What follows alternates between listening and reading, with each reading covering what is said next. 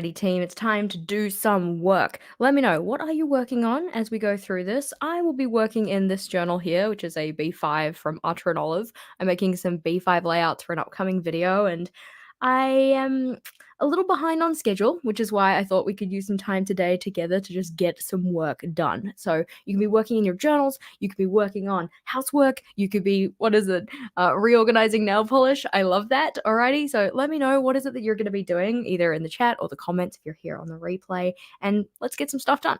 So in terms of this notebook, it came in a recent subscription box from Archer and Olive, but because the B5 only has 112 pages, this one, not usually, I figured it would be a good journal to use for an ideas video, because typically when I do an ideas video for a certain size of notebook, I don't use all of the pages in the notebook. So I figured this one, being, a little bit thinner, doesn't have as many pages, it would be a good one to use. I do think it's quite cute. It's got like the little ruler down the side here and some little stationery icons. It also has the little kind of ruler grid thing along the side as well, but there's a pretty high likelihood that I wouldn't use it for myself for a regular everyday journal, or for at least any of the projects that I currently use notebooks for. So I thought it would be a good idea for this one. I will say that sadly my one got a little bit beat up in transit, I feel, because front page totally fine, like cute cover, I put some little kind of leaf decoration with my name, but then when we turn on to the next one, it's already started kind of rip separating down the bottom here. So I'm like, oh no, it's gonna fall apart. But also it's an ideas journal, so I don't really mind if it falls apart.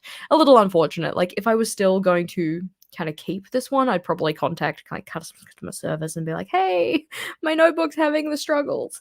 And the customer service team there is amazing, so always very good. They're very accommodating to my issues. Like, what? I don't have very many issues with things, because I get like a lot of stuff from Archer and Olive, just if you didn't know. But the few times that I've had an issue, they've always been really quick to help me out. But in terms of setting things up in this journal, you'll see that there is a year at a glance and a future log. We've just got some little kind of washi tape decoration, little cutesy bits and such. But we also have another future log here and another future log here, and that's because this is indeed an ideas journal. It is not for me to actually use, so I wanted a couple of different ideas for how you could set up a future log, depending on what kind of style would be your kind of, I don't know, happy place. I do try to, in these idea videos, provide quite a lot of ideas, but I try to also make it so that they're suited to the size of the notebook specifically. And I find for B5 in particular, I always just find myself wanting to make A5 layouts just spread out further, and it's not necessarily the best way to use the space, so I may pop in a couple times in this video and just ask for some assistance. But you guys are getting kind of, I don't know, a sneak peek or spoiler as to what's going to be coming up in this video. Let's see, what are we doing? We're unit planning. Hello from Seattle. Hello to Seattle. Very exciting. Let's see. Can't stay because you're getting ready to pop out for dinner, but I hope that you enjoy your dinner out. It was still great to see you here, even if only for a small amount. Let's see. Let's finish setting up your weight loss journal. Nice. Excellent. I love journal setup time. Oh, recovering from hand elbow surgery. Yep. No, I hope you are recovering well. That does not sound like a fun time at all. But Deb also has the excellent reminder for us, so make sure that you're hydrating. Tink. Right, whether that be with a cola or a water or whatever your beverage of choice is. I'm not going to judge you. And also, if you are here on the live, make sure that you turn it on to live, all messages, not just top chat. Otherwise, you might miss things. We don't want you to miss things. Ugh. Hate that for us. Let's see. Cleaning the kitchen and maybe the dining room. All right, let's do it. So, as said, I'm just going to be here working in my journal, running my mouth as I usually do, trying to get some layouts in here that I think will be helpful for people. This is where I left it, and these washi strips here, I love them. I think it's really cool. Like, you don't have to write the numbers in yourself.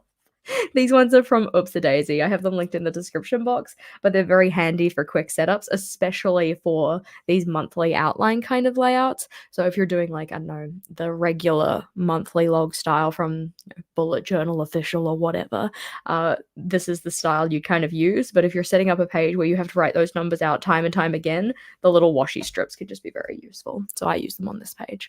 Oh, Shima, how exciting! 10 months! Yay! Snaps for you! I love how it gives you the little banners to pop up and say, like, I've been here a while. Yeah.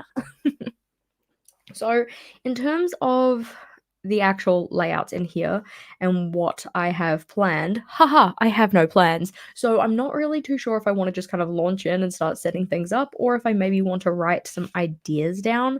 I feel like having a list of ideas to pull from would probably be a good place to start. For that, I'm just gonna use my scribble book. I love a scribble book. Just so that then I don't kind of go into this blind. Let's see. Where to go? On the next available page. So far we have things like the future log spaces. We've got like this like kind of monthly outline. I did a couple of things related to term schedules because I feel like this size of notebook would be really good for teachers and or possibly students. I'm going to say more likely teachers because they probably have a desk that they can keep this on, whereas as a student this size might be a little bit harder to, I don't know, tag along with you. It's just a little bit bigger. So it really depends on what kind of a bag you have. Oh, yay! Tony J's got 10 months as well. Woo! Let's see. Well, this is a live stream. Yes, it is. All right, made a lot of attractive journals. But the thing does have a lot of things to do throughout the day or month. And how should I journal? That's a great question.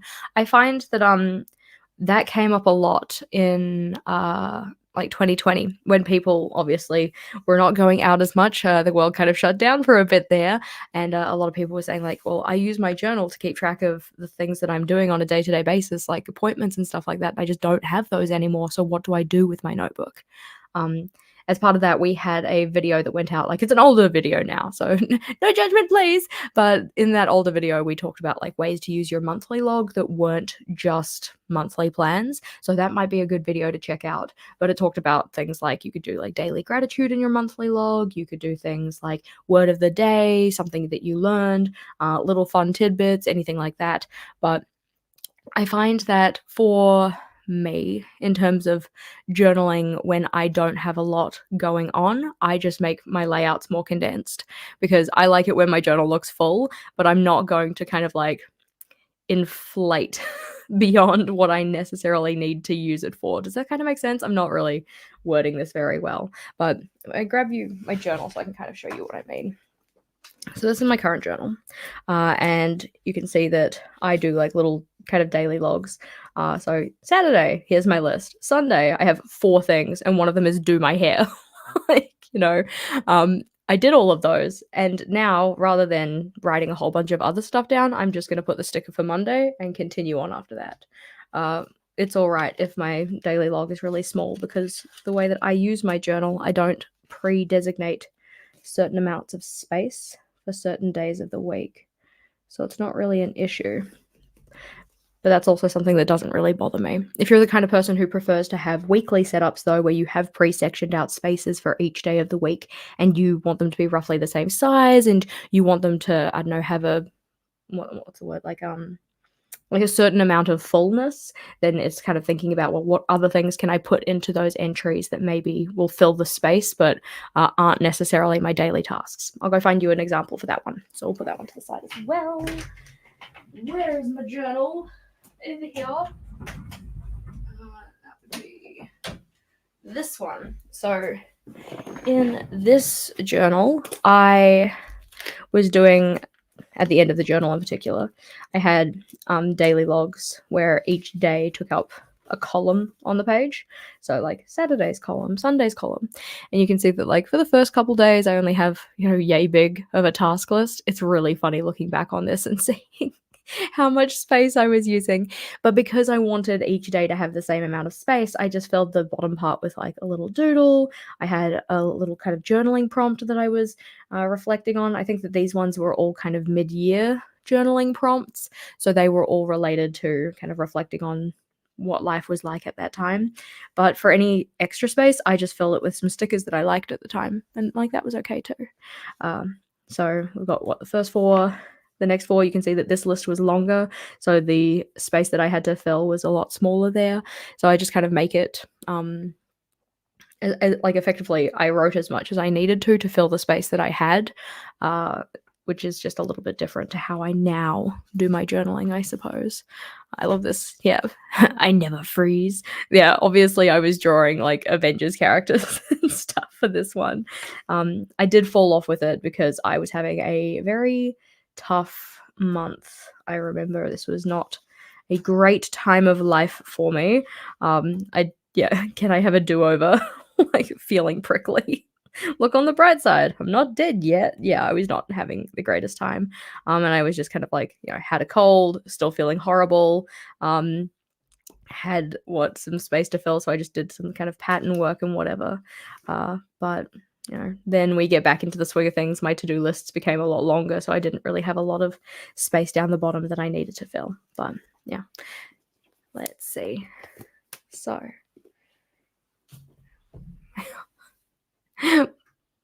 let's see. Oh, exciting! Yay! Member for 18 months. Oh, that's quite an achievement. That's quite a while. Well, it's a year and a half together, and I've loved every second of it. We also have new member, yeah, Leanne, yay! Alrighty, such a pleasure to have you as part of the team with a capital T.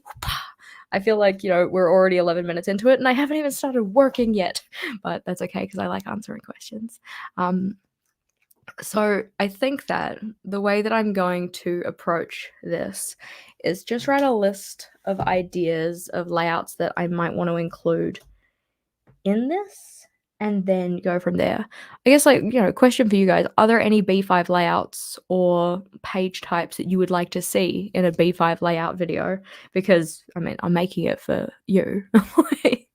like I don't really use B5s all that much, but it does make it a kind of fun creative project for me to try and think of different layout ideas that aren't necessarily ones I would use myself. But let's see. Is there any chance you'd consider adding a fountain pen to your journal pen test lineup? Now, as I have a fountain pen, certainly could. I don't see a problem with that. Yeah. Let's see. Yay, B5 for the win. I'm excited for you too.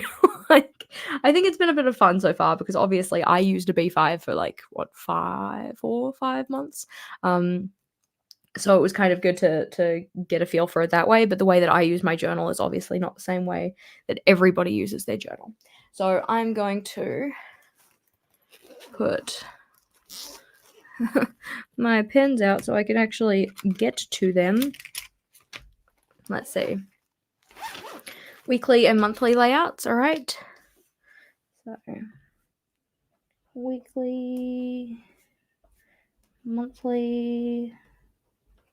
This is not going to be the final order of the list. I do try and order it so that then at the front we have things that are a bit more kind of I don't know, bigger picture, overarching kind of things, but still cool. Let's see. We have master chores,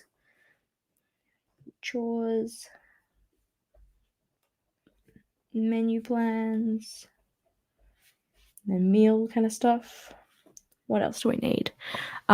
We have spendings and savings. Very good idea. I think that this would be pretty good for a budgeting book, especially if it's a long-term kind of budgeting book as well, because not everybody is going to use their B5 as just like a bullet journal or daily planner. Hi, Pam. Let's see. Abby had a good question. Oh, I don't know. I probably missed it. I apologize to Abby, wherever Abby's gone. What size of font do I use for the stickers? Good question. So depends on the font because different fonts have different sizes. So what I typically do, instead of basing it on the font size, I base it on the box size. So if I have, doing my lettering or whatever, and I want the font to take up a 1 centimeter space in my journal, when I set up the template to do the stickers, because I just do them in I don't know, Microsoft Word or whatever, I make a grid and then I set it so that the height of each of those grid rows is 1 centimeter. So I know that once I get to kind of the maximum space filled in that with whatever font I'm using, then it's going to fit the journal the way that I want it to. Hopefully that kind of makes sense. If it doesn't, we'll have a little show and tell in a second after I finish writing my list. Let's see. Habit trackers. Yep, habit trackers. If I can write those down. Habit trackers. And multiple styles, because there are a few ways we can do that. We love that. All right. Oh, thank you. I appreciate the compliment. I just like to show a lot and think of a lot of ideas, even if they're ones that I'm not necessarily going to use. Let's see. We've got, nice to see some Dutch door layouts in a B5 size. Yep, there. Dutch doors. I thought that B5s were pretty good for Dutch doors. So the very first thing that I did in this was one of the decorative Dutch doors. So you can see that this one is kind of cut away around the fleurs because I thought that it was a good opportunity to do that, especially on an index page where you don't really have a lot to write usually. Like you can do 2 columns of text and stuff like that, but I thought it would be kind of nice to have a bit of a decorative moment in there. But let's see. Sleep and exercise trackers. We love trackers. Sleep, exercise, trackers. We can put those in. Love that. You guys are full of good ideas. See, this is why I chat to you, because you just know what's what and what's going on here. Health trackers in general. Nice. Health trackers. Now, interesting question there, Angelina, because very recently, and by that I mean approximately a month ago because of the way that we are, Mark and I, my planner pal, you may know him as Mark Your Pages, we actually did a podcast episode about digital journaling, digital planning in general. So for me, that would be digital bullet journaling. So in that one, we actually talk more about our experiences with that. I also did a setup on the channel for a digital bullet journal that I was using. It was back in 2022 now, but yeah, you can totally find out more information about that one through that episode if you want to. But I enjoyed it, but I enjoy pen and paper a lot more. Let's see, you've seen a lot of mood boards, but you don't know how to do it. Yeah, fair. I find those ones hard because I'm not very good at I'm getting better, but I'm not very good at collaging, and I find that a lot of mood board type layouts feel very collaging. But yeah, a health and symptom tracker, that would be cool. Health. So, I can't spell symptoms. Symptom, that looks right. Tracker. So it's good to have all these ideas down, and then I'm going to have to order them and figure out what it is I want to put first. Yeah, let's see. Alrighty, so all good. So in terms of the B5 size, a B5 size is larger than an A5 by a decent chunk. So here's our B5. I'm just going to put your comment down for a second so we can see it. So this guy is the B5. This guy is the A5. So in terms of actual sizing, you can see that if we try to line up the bottom there. So it's about, I know this does not help. I'll actually get a ruler out. Let's see. 1, 2, 3, 4, 5-ish. Alrighty, it's about a fifth bigger, I suppose, in that direction, and probably roughly the same in the other direction. We'll get a ruler out, and so you can actually kind of appreciate it a little bit better. So the A5 is about 14.5, maybe 14.6 centimeters by roughly 21-ish centimeters, whereas our B5 journal, if we scoot him over a little, this guy is roughly 18-ish centimeters across, so a bit bigger that way, and then obviously bigger this way as well, but that one's about 25.3-ish centimeters tall. So it does offer a lot more real estate on the pages, which can be both exciting and daunting. I know that a lot of people like to use B5s because there's just a lot more opportunity to write. Like you can have a lot more space on your layouts. It's really good for people who have larger handwriting because there's just a lot more space. Also, if you're really into decoration, but you still want ample space to put in, I don't know, events, tasks, whatever it is you're recording in your journal, it can be really good for that. But I just found it very intimidating when I used it. So when I used it, I just ended up cutting down the pages quite a lot rather than really maximizing the amount of space that I was using, because I feel like at the time I maybe didn't have as much to write as I do now, which feels weird. Maybe I just didn't have as much of an inclination to write. I don't know. I feel like it's drink break time. Tink. I feel like I should try this again. Not right now, because I'm enjoying my A5, but I should probably try it again. Let's see. So I hope that answered yours and Laura's question about the difference between the A5 and the B5. But yeah, a B5 is definitely bigger. If you want something very cute though, a B6 is half the size of a B5. That's also a little bit smaller than an A5. It's super cute. I love a B6 journal. Alrighty, so good idea. Some dashboards. Alrighty, we're gonna put weekly dashboard layout.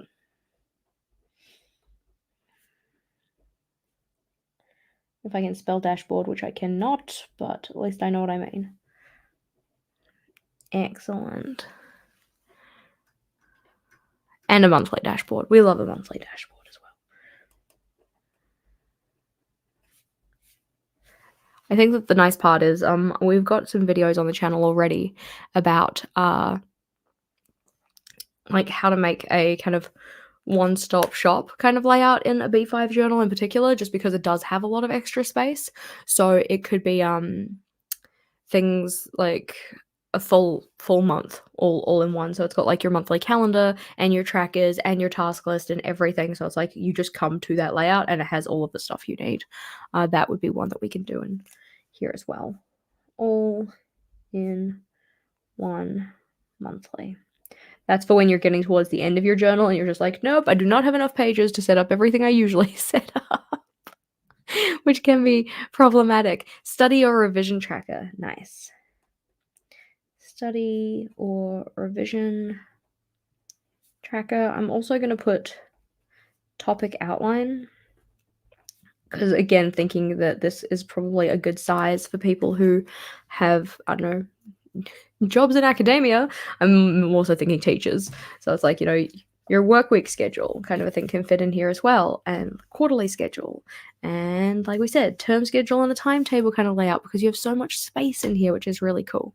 Let's see. Could you do an anxiety or medication tracker? See how often you remember to take it? Yeah, that seems like reasonable. That could kind of go with the health trackers and or the symptom tracker. So maybe a mix of those.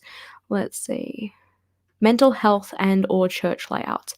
Mental health layouts we have quite a few of, so it would be kind of pick and chooses to those ones. But I can probably bring a couple in. Layouts, and I'm going to do a project plan or two. Because those ones are always good layouts. There's just things that are a little bit different, if that makes sense. Let's see. Lots of good ideas. Also, just like, you know, side note, very much appreciate you guys sharing your ideas with me. So thank you very much. That's really good. Yeah, the journal does have a ruler on it. I just didn't want to count all the boxes. When is the next Planner of Health podcast episode? That one should be coming out tomorrow, the next day, this week at least. We took a slot off because I was away and then Mark was away, but back this week. Let's see. I feel like I'm getting caught up again, which is good because that's what we like. Isn't this the journal that you got in the A-No box? It definitely is. Yeah, B5 is great for dyslexic people. Nice. I think it's very good if you have like larger handwriting. It's got more room. We really appreciate that. Easier to write because you struggle with small spaces. Yeah, that makes sense. Blog planning layout. All right, let's do that. We have a lot of great ideas here. Podcast tracker. All right, nice. So now we need to think about like what order do we want to put these in? And I feel like the ones that are kind of monthly based should probably go together. So anything that's kind of monthly based, I'm going to put a little dot next to so I can kind of keep track of it. So general monthly logs, that's a good idea. Habit trackers are usually done on a kind of monthly basis, but they could be done on a different basis. So maybe both. Sleep and exercise, I feel like, would be monthly. Health trackers would possibly be monthly, depending on how you set up. Monthly dashboard, all in one monthly. The rest of these are probably on different time frames. So ones that are larger than a monthly could be something like a spendings and savings. Touch doors in general is kind of like wherever we can fit those in because we love it. Topic outline is a bigger one. Study and revision plan is a bigger one. Project plan could be bigger than a monthly, depending on the project. If it's like a short-term project, they're notably small. Like,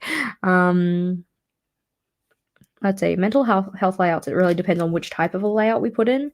Blog planning layout is more like a short-term project because it's usually for like, I don't know, an individual blog post, or if you're doing like multiple, then maybe could be bigger. So it depends.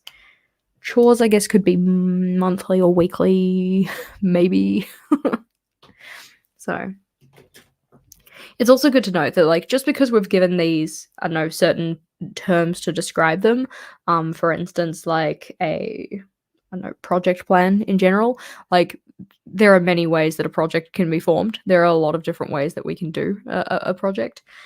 So you can always take that layout, tweak it, just like literally slap a different header on it, and it will be different, you know? So we've also got things like the, I don't know, health trackers versus habit trackers. Like, depending on how they're set up, you could use them for different things, which I always kind of appreciate. Like, just because this one is called a term schedule does not mean it has to be a term schedule. This could also be a quarterly overview because it has 13 weeks, and there are 13 weeks in a quarter. So, you know. All right. Let's see. Oh, stress. No, not really. It's not that much stress. I just need to figure out which one I want to do first. I think that because we just did a term schedule and a timetable, and now we've got a monthly outline, we could possibly go for something that's kind of still in that space. So maybe a topic outline or a study revision tracker. I'm going to do the... Oh, I want to go with the study revision tracker first. So that can be number one. That'll be the one that we did first. Let's see. Now,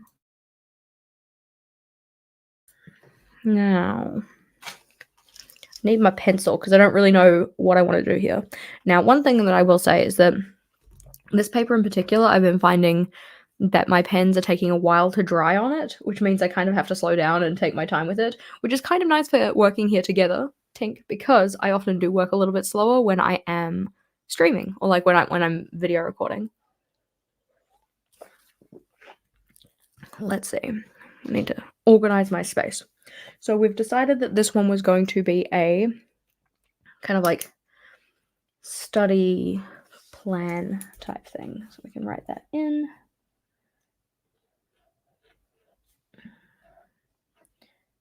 Yeah, for all of the headers, I've been using these click art pens. I don't usually use them, but I liked that it was quite bold. So I thought that it would kind of work nicely in the B5 because it does have a little more space. So it doesn't feel too heavy for this type of journal. See, like I've already got a smudge on here. Where did that come from?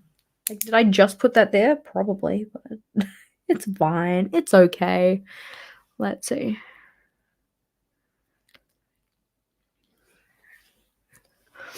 Did we have a question? I feel like I missed one. You thought the A5 would be too tight. Fair. Yeah. So, study plan. How do we want to do this? Because technically speaking, we have a study plan in a different journal. If I can find it. Oh gosh, remembering where things are. What a mission. I know you're in one of these journals, but I don't think you're in that one. No, that one's too recent. Maybe this one? I find that although I'm fairly good at remembering which journal certain things are in terms of like monthly layouts and such, when it comes to doing my ideas journals, those ones it's a little bit trickier to remember where I've put things. I think that there was some kind of a study tracker in here. Those are fitness layouts. That doesn't count. Okay, here we are. These ones are student-related layouts. So course overview, course materials, readings. That is a kind of like different type of tracker. That one's more of a monthly basis kind of one. This is a homework log, study checklist, which we could incorporate into the study plan. So that would be a good idea. Possibly we'll put something like that in there as well. And then this was the study planner. Cool. So because we do have more space, we can kind of combine both of them, which is kind of nice. So we can put both in there. This is the nice part about keeping all of my R&D journals is that rather than having to kind of like reinvent the wheel anytime I do an ideas video, I can look back on some of the previous journals I have and use that as kind of inspiration, which is nice. So we're going to do a little bit of a combined thing here. Yeah. So like an assessment details box at the top. R&D is research and development. Is what I use it for. I will also say that like I definitely have something like stuck in my throat today. So if I sound weird, I apologize. That is not my intention. It's just that I am having a hard time with my throat woke up and chose violence, effectively. So up the top, we are going to do the kind of assessment details box. Just trying to see where I want to put it because I've been putting these ones roughly 3 lines down. So here, it's just the pen. I don't even know if you can hear it, but I can hear it, so I'm just gonna like mimic the pen. There we go. So assessment details we can just put in with the regular. I've been using this Sarasa mark-on because I feel like it dries a little bit faster, which with this paper has been helpful. Assessment details, because I've not... Well, okay. I asked about whether the paper had changed because I do feel like this paper feels different to some of the previous journals we've had, like from like 2-3 years ago or whatever. And they said like, no, our paper shouldn't have changed. And I'm like, well, pens that didn't typically take very long to dry are now taking a lot longer to dry. So I just wanted to check in about it. Because yeah, I've been having some, not to the extent of like issues, but I have been having some challenges. For instance, like with this guy, where the paper just feels kind of like it's coated, so things are smudging a lot easier, which is why I've had to change from my typical pen that I would use, which is the Papermate Inkjoy, which is my favorite black pen, to the Zebra Sarasa mark-on, which just dries a little bit quicker. Which yeah, well, I'm not like sad about it. It's been interesting using a new pen. I've gotten used to it very quickly, but it isn't my preference. So other things that we want to write down in the assessment details. I'm going to write I probably don't need to keep putting this little rubber stopper on the end of the pen. I probably stop doing that, but we're going to have the date of assessment. We could have the, I don't know, topics, and then they could write it as a little list. We could have the, I don't know, lesson numbers.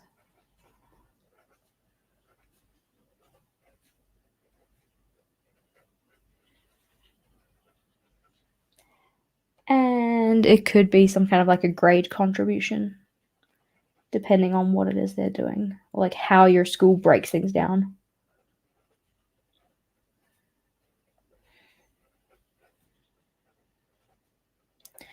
And maybe like assessment style.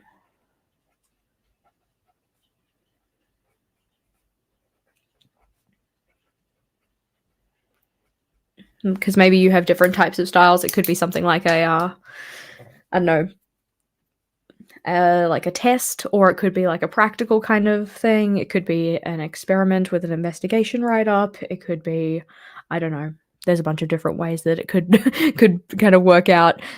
It could also be like, for instance, in the New Zealand schooling system for like, you know, higher levels of high school, we have what are called internals versus externals. So it's like externally assessed. So you sit at the end of the year, you do an exam, the papers get sent away and marked by somebody else, or is it done during the school year and that work is marked by your teacher? So that would be an internal. So that could be something that like is different. Obviously, like all of these with the specifics of it, it changes depending on what it is you're doing. But we're just going to put down some dots that they could write next to.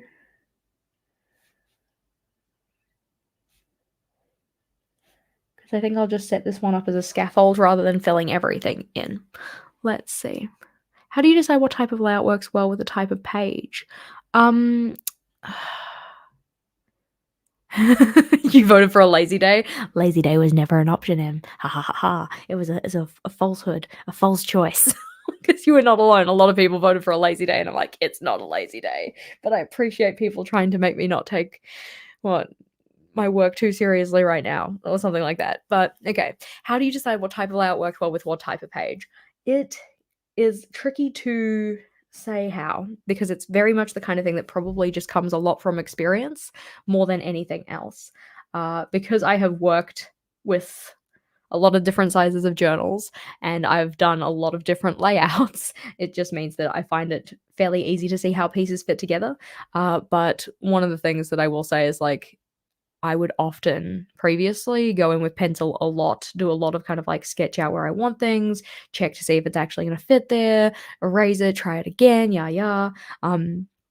Also using things like digital bullet journal planning layouts, which is something that like we have in like an Excel document kind of a thing. So you can kind of do the same sketching out, but without the erasing, which is really nice.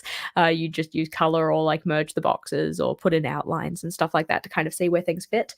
That's very useful. But oftentimes for journal pages, I have in my mind a kind of set ways that you can divide the page that I use very often. So, like, very often I will divide a page in half and do things in columns. Very often I will divide a page into like quarters, like one down, one across.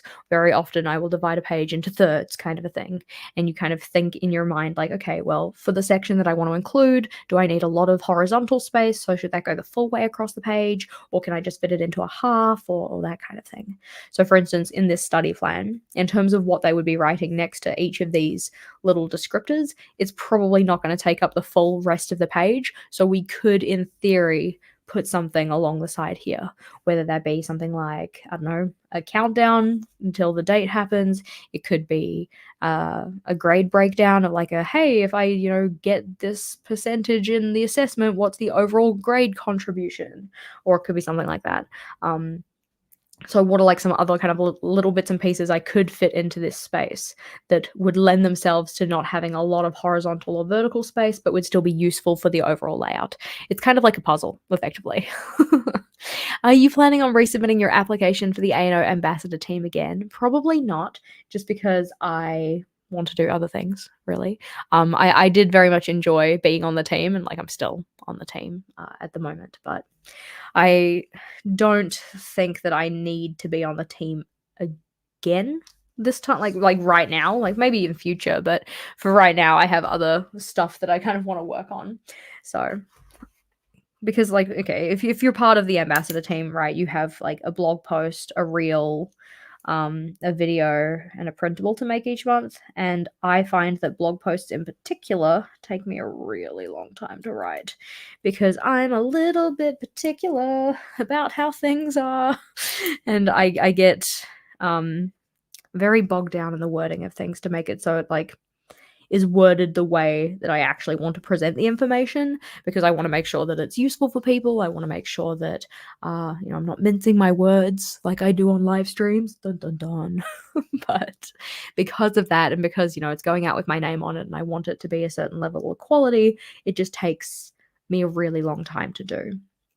And it's one of those lessons that I'm going to keep learning over and over again about myself. But I think that for the next year coming, it would be a kindness to myself to allow myself to focus on things that aren't the blog post writing and such. But anywho, I'm excited to see who the new team is, though. I'm always excited to see who the new team is. Let's see. Have you gotten the new professional series notebook from Mark yet? No, I haven't. It's supposed to be arriving. Like, I don't even know when it's supposed to be arriving, but I'm excited for it to arrive. It looks really cool. I think he did a really good job with it, and it was really cool to watch his behind the scenes video about it as well, where he talked with talked about working with Heidi. Heidi's a gem. We love Heidi. And like the iterations that it went through and how his kind of creative process came about, because you see these end products that people have and you think like, wow, like it must have been like, I don't know, a stroke of inspiration, and they just like brought that right out of their head, kind of a thing. And it's like, actually, it's a lot of individual kind of like pieces and bits that go into the planning and the iterations and stuff like that, which we don't necessarily get to see when we just look at the final product. So it was really nice that he shared that. Box count is across, we have 32, and then down we have 46. 32, 46. So yeah, awesome to hear your new endeavors. Yeah, I don't have anything specific planned to like, reclaim that time or anything like that, but I do think that it'll probably end up being just more of the same, which I'm kind of okay with. Like, at the moment we obviously have the channel. We have what? Channel, Instagram, newsletter, podcast, Epic. Like, I think there's probably more. Like the Discord community, the book club. Like we don't we don't really need to do more, do we? We could just do the same better.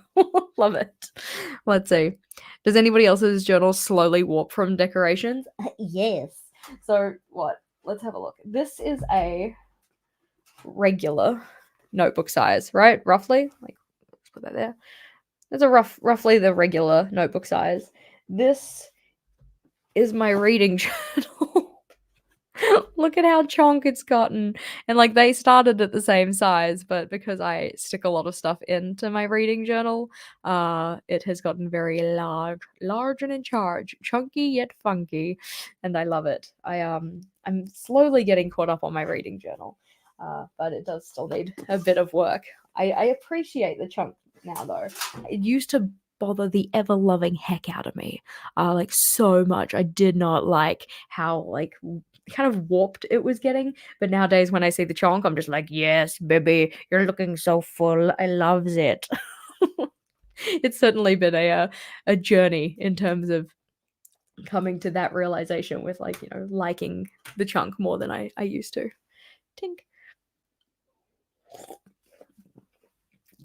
See, the wrinkly from glue, that one still does bother me. And that's why I tend to avoid using glue in my journal. I usually use double-sided tape because it doesn't have the warping, like crinkly kind of thing. Your daily journal looks like my reading journal. Oh, that's so cool. I love it. I love seeing people who do a lot of collage type stuff and how the journal just kind of expands like way beyond the means of the spine.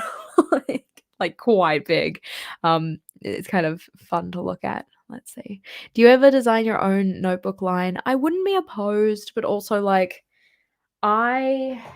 Because I did look into it previously and I was thinking like, yeah, we could do this. This would be a bit of fun. But the issue that I have is that like I don't want to manage inventory because especially living at the ass end of the world, actually being able to send that to people would be a bit of a nightmare. Like if I got notebooks printed and then got them shipped to New Zealand and then we're shipping them to people outside of New Zealand, that really kind of racks up the cost, and I just don't think that would be something that I would be pleased with putting out into the world because, affordability is important. I think affordability is important for what I would want to put out. But anywho, so over the side here, I think we're going to have 1, 2, 3, 4, 5, 6. We could have some kind of like a countdown. 1, 2, 3, 4, 5, 6, 7.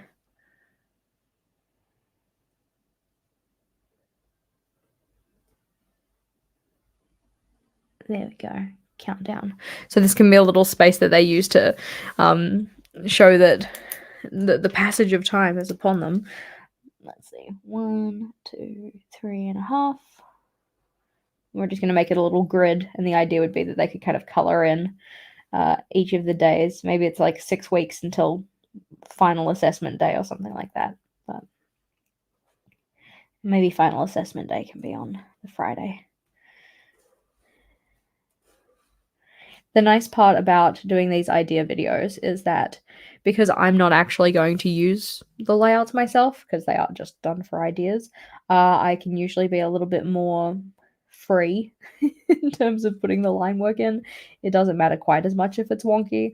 I try to still make it look nice because I don't want to present ideas that look like trash. Like, hey, you could make this pile of trash in your journal. Like, no, nobody wants to see that.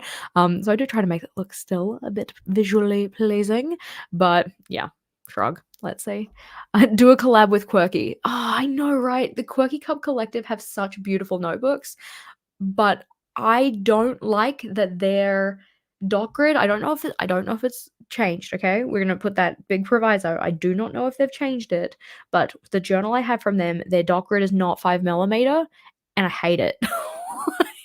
It makes me so angry. Like the cover of the notebook is so beautiful. I'll go get it just in case anybody's like, what? Who is this? Who is this Quirky Cup Collective? So the Quirky Cup Collective, they're based in Australia, and they do the most gorgeous notebook covers. So we'll just put that down there. Can we see? Look at that. Isn't it so gorgeous? But another thing that irks me, which is like a minor detail, sharp corners, very aggressive. Journal belongs to, so beautiful. But the dot grid is too big. Yeah. And the corners are sharp. And the paper is ivory, which is like, again, it's fine, but I wouldn't want to change that much about a brand's kind of like style just because I was working with them, if that makes sense. Like Mark putting in the page markers and the numbers and the page at the front that has like a place for a key and stuff, those changes don't feel as big as a change. Like, hey, I want to like take your journal and round the corners, and I also want you to change the paper color, and I also want you to change the dot size, and I also want you to change the so the measurement on the dot grid in this one is roughly like 6 or 7 centimeters, or like I think that it actually isn't consistent throughout, I swear. This is not a good ruler to use for this. Let's flip that around.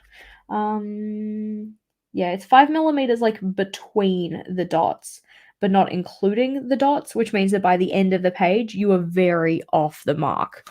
I'll see if I can hold this up so you can kind of see what I'm talking about. Come on, focus. And we'll just align that. So you see how the 0 is on the dot? But then by the other end of the page, you're no longer on the numbers with the dots. Like, it's very, very off. That's because the space between the dots is 5mm rather than including the dots in the 5mm, I'm pretty sure. So because of that, I'm just like, yeah, I can't use this journal. But also, it might be a little bit hard to see, but roughly here on the page, like between this row and this row, the size between the dots changes, even if only for one row. This row here, the dots are a lot closer to each other than they are the row before. Yeah, I don't know. I know I'm being a persnickety biscuit, but like, I am that way inclined. As somebody who uses journals and notebooks as much as I do, these are things that bother me. And yeah, the dots themselves are also really big. And it's really sad because I was so excited to get this notebook because it is absolutely beautiful. Like, I love the cover. I think that they've done such a great job with the artwork. The gold gilding on the side is so beautiful, but I can't deal with the dots being the way they are. So, try and put that back on. This is just one of my shelf trophies, more so than anything else.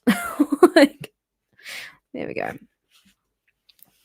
So, shelf trophy, very cute, very beautiful. It goes on my shelf with all of the other journals that have a full cover design, because I like to have them kind of put in a way that's like face fronting. But this one has 160 GSM paper, so 160 pages, 160 GSM, same thickness as the Archer and Olive, but the Archer and Olive has white paper, which I prefer, smaller dots, which I prefer, and the dot grid lines up to the 5mm without just being the space in between the dots. It's like including the dot. Yeah. Yes. But we will put that one back and continue on with our page making. So, next part of this study plan can be list of strengths and weaknesses. to focus on for the studies. Whee! Or it could be lesson materials. I'm going to do lesson materials first.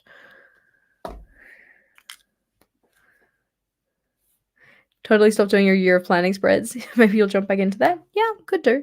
I mean, for what it's worth, I also stopped posting them. Like, I stopped posting the prompts. The prompt list obviously still has the full list of stuff that is to be done, but I just haven't posted the update type things. Let's see. Lesson checklist. All right, let's just say that if this is 6-week assessment, we're going to say that then 5 weeks of that was teaching, and then 1 week of revision. We'll say 3 lessons each, so that's about 15. So I need 15 across for each of the individual lessons. And this grid spacing ruler has grid numbers in it, so I can just line the 15 up with that and be like, ha ha ha ha, nice and easy. 2, 3, 4, 5, 6, 7, 8, 9, 10, 11, 12, 13, 14, 15. Ta-da! This guy was also from the Archer Olive subbox. It's a B5 like planning ruler stencil thing. I wasn't really too sure how much I was going to use it, but in making these B5 layouts, I've been using it quite a lot. At the moment, they don't sell this on their website. They sell an A5 one instead. Code JashiiCorrin 10 for 10% off your order. Huzzah! But the thing that is good about this one is that there are no notches in the side, because one of the things I did in the A5 one to indicate where the halfway mark would be for both the vertical and horizontal spacing, depending on if you're using it this way versus using it that way, they put a little indent in the side to say like, hey, here's the halfway mark, which means that if you're using it as a ruler, you're ruling down and then you're like, and then you're ruling down again, which is not really the business. Like they do have a straight edge on the other edge, but if you want to use the box count, it's not so much fun. But in this one, instead, what they've done, you can possibly see it again with the focusing. There's a little circle here at the 16 and a little circle there at the 23. So 16 for horizontal, 23 for vertical in terms of the halfway mark. But that means that you don't have the little notch. You can use it as a ruler, which is quite helpful, I personally think. So that's good. There's one available on Amazon. Well, that's exciting. That's good to know. Yeah, these are pretty good. So lesson checklist. Things to check off for lessons. So like depending again on what type of assessment you've got, depending on what your teacher actually does, like all of these kind of things, but stuff that could be done as part of this. So I think I'm going to highlight every second line. We're going to have 1, 2, 3, 4, 5, 6, 7, 8, 9, 10, 11. I'll do 10, which means 5 lines. So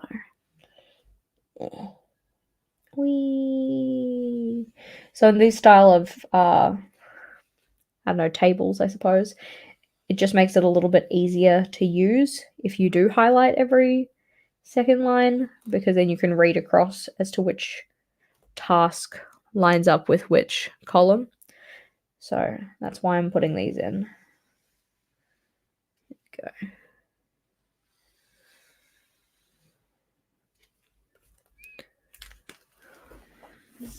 So for each of these, what we've got along the top is the lesson number, and then down the side is like a task to do for each of the lessons as it pertains to somebody who's studying. So we're just going to go put little dots down the side. And I said I wasn't going to like really fill this one in, but I'll at least fill these things in so that people can kind of see how it would work. So this could be something, for instance, like, are there any pre-readings that you need to do? So put that in. Pre-reading.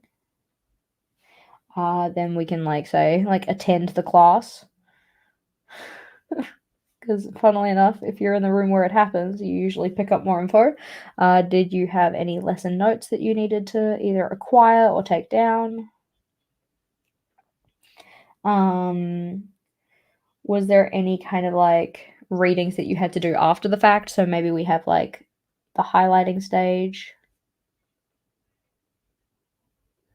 any annotating that needs to be done, annotating. Maybe there's like, I don't know, the optional reading that could work to broaden your mind. And summary notes. So that's effectively taking your regular notes and making them very, very bite-sized and condensed. Maybe you like to study with flashcards, so we can have flashcard making as well. And any kind of like workbook pages, like practice test type things.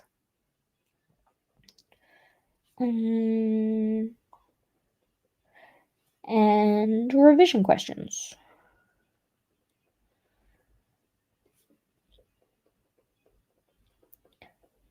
There we go. So yeah, it really just depends on like what it is going to be helpful for each of these. Let's see.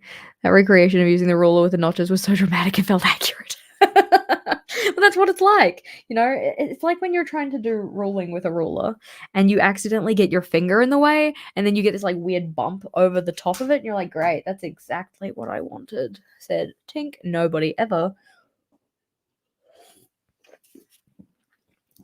Yeah, it's okay, Echo. Sometimes, you know, people just have to learn for themselves. Like, it took me quite a while to come to the realization that, like, oh, yeah, if I'm there, I actually I just do better. So we're going to rule this one off. I like having the sections kind of marked by this red dividing line. I just think it looks kind of nice. Plus, it's a great way to waste space. Doesn't have to be a way to waste space. But see, this is the thing about the B5 is that because there is extra space, I was always kind of like, oh dear, like how do I actually use this? It's too much space for me to write down all this stuff. But I think that I'm coming around to the idea of a B5 being quite decent. Let's see. Oh, it claims it's lavender scented. Interesting. Is it just because maybe it's like, I don't know, a little older and the scent is just faded or something? Scents fade, right? Dissipate? I don't know. I was like, that word doesn't sound right. Is that the word that I meant? Let's see. 1, 2, 3, 4, 5. I was thinking that this one looked kind of weird because I haven't highlighted the weekend days on the bottom here. So 1 and 2. That needs to come further over. There we go. Blend it in because I haven't lined up my journal as well as I could. That's better. So down the bottom here, we can then have other bits and pieces for the study plan. So it could be like, what are your strengths and weaknesses that come after that so that then you kind of know areas of focus? That would be a good idea. Yes, sense fade. Well, that's good. I'm glad because I'm like, I know that there's a word for it because I was like, dissipating is a little different because it's like, you know, it's been put out into the air and now the molecules are all spread apart or whatever. But I was like, fading, that sounds like the wrong word for what I was thinking in my mind hole, but nope, it's the right word. It's okay. So let's see. How wide is a B5 compared to a square? So a square is 30, at least a square from Archer and Olive, is 37 boxes across. This one is only 32 across. So a square is, what, 2.5 centimeters wider than a B5 is.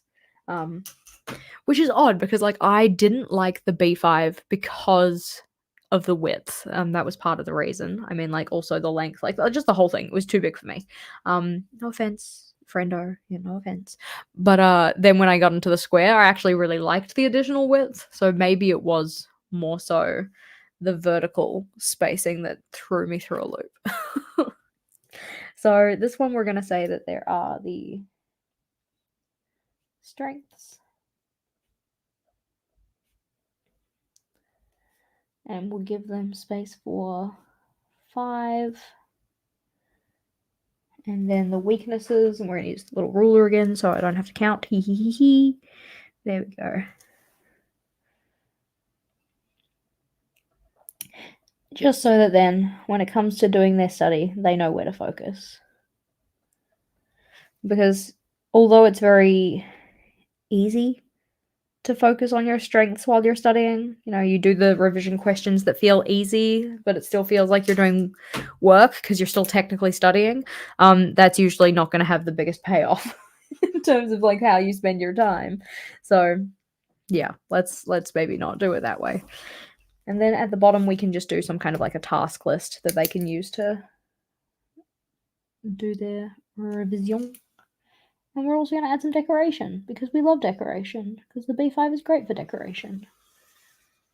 Ooh, that line is out of sight for me. I'm like, where did it go? This is all up on my ruler. Oh no. I'm going to look like I did a murder, which is not the business. I need something to wipe this down. Ah!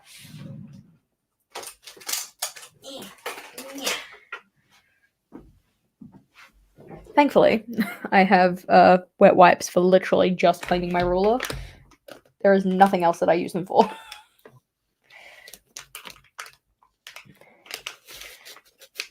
Just because it usually works a little bit better than just using a simple tissue.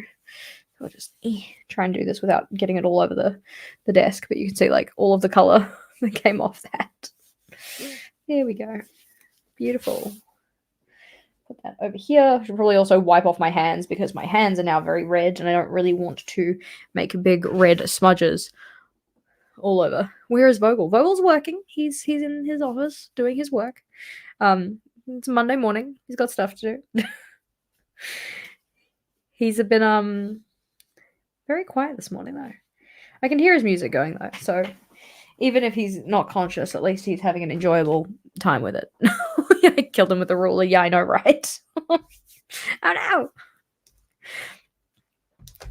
So I think down the bottom here, we're going to do this as kind of like just like tasks kind of a thing, like stuff that they need to do for their assessment or things that they're going to do for their revision efforts. And we're just going to put in a header for that. Gorgeous. Yeah, wait, so your best friend? Yeah, I do find that like I don't have to use them as often as I thought I would, but that also means that the packet is lasting a lot longer, which is nice. So this is just tasks. Now, in terms of the decoration in this setup, or like for all of the pages of this setup, I've just been using some tape that I actually decluttered as part of my decluttering, but I just fished it out again because I'm like, well, at least then I'm not using the tapes that I really, really wanted to keep as part of this. I'm like, oh, maybe I just use like a little fleur or a little greenery, little green sprig. That sounds kind of cute. So we'll just cut that off. Yeah, he is especially quiet today. I know, like, usually he's not, like, super loud or anything, but he does make some noise every so often. But no, he's been hiding in his office, making no noise and pretending he doesn't exist. Which, like, I don't know. It's not a it's not a bad thing in terms of me trying to focus on my work.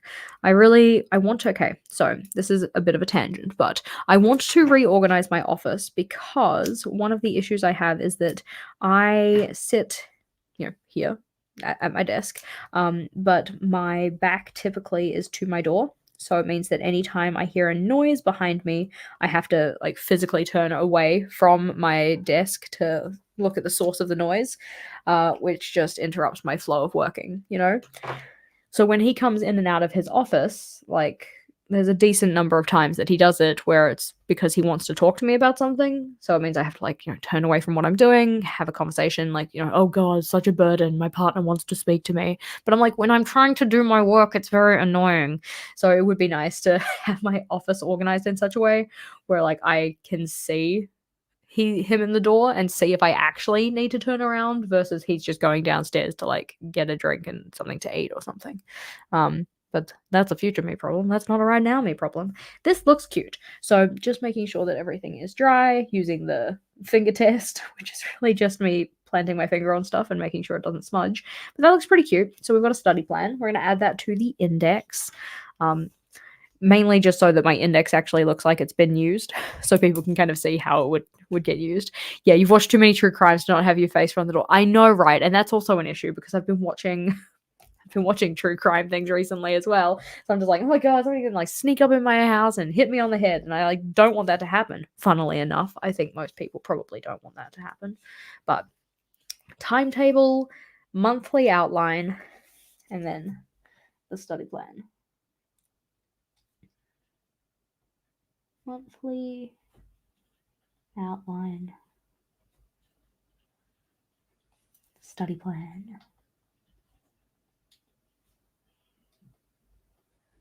Let's see. Yeah, you couldn't sit in a space with your back to the door. It's too eerie. That's the thing. It's like even if it's just like a creak or like you know how houses just make noises. It's that kind of a thing. So it just makes a little kind of like a kind of noise or the wind blows and the house groans a little bit or anything like that. All of those, I just feel compelled to turn around because I'm like, I feel like there's somebody in my space, even though there isn't necessarily.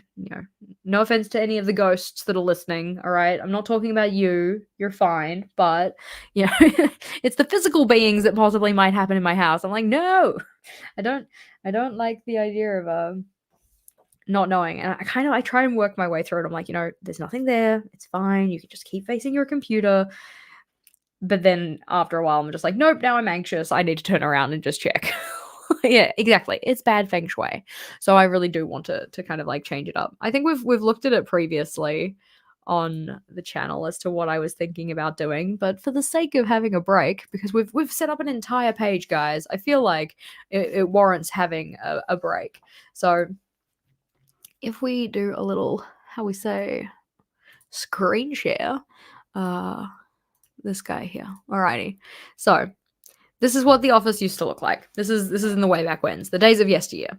So I would sit here. Where's a box? This would be Jess. Jess would sit here. This is my box, and I would face in this direction. Yeah, that would be me looking at my computer. Okay, that is no more. So this is what we've got now. Go away. Yeah, automatically saving. I don't think you guys even see that, but so I currently sit here. Currently, I am facing this direction. Well, actually, currently I'm more so facing in that direction because I'm looking at my computer screen. And that's where I usually sit. I usually sit here. I face my computer screen. This is the one that I use the most. And then every so often I will turn slightly and face that computer screen, kind of a thing. But my door is over here. Okay. I don't sit in the doorway. So we're going to put me back. I sit here. So this over here, this guy is the doorway, which means that anytime somebody walks past, like Vogel, or anytime I hear something like Vogel, I have to then turn myself around to look at the door, note that there is nothing there because it's just my mind playing tricks on me, and then turn back around and get back to work, which I don't really want to do. All right. In this setup, these guys are my like sets of drawers that I have all of my tapes and stuff in, papers. These are my shelves, which are actually in the corner. They're not in the middle. They're in the corner. So I'm thinking what I possibly maybe want to do is this. I haven't decided yet, but this is kind of what I was thinking. So we'll take Jess out of there. She doesn't exist there. So this is possibly what I'm thinking of. So I turn my desk so it's like this, which means that my computer screens are the blue boxes, like on the yellow. So this would be me. And I would sit this way and face my computers, which means that anytime somebody comes into the office, I just need to go to there. Or I can probably just turn my head rather than swiveling my chair, kind of thing. Okay, stop that. So then when I'm doing my recording, I would be sitting here because this kind of larger yellow section that I'd be facing into, that's where my recording setup would be, rather than me facing, I don't know, this direction and recording over here or whatever. But yeah, that's kind of what I'm playing around with at the moment. I was also thinking that like possibly I get rid of this desk and I turn this into a cozy corner. So I like put a nice larger, we need a larger chair, bigger chair here.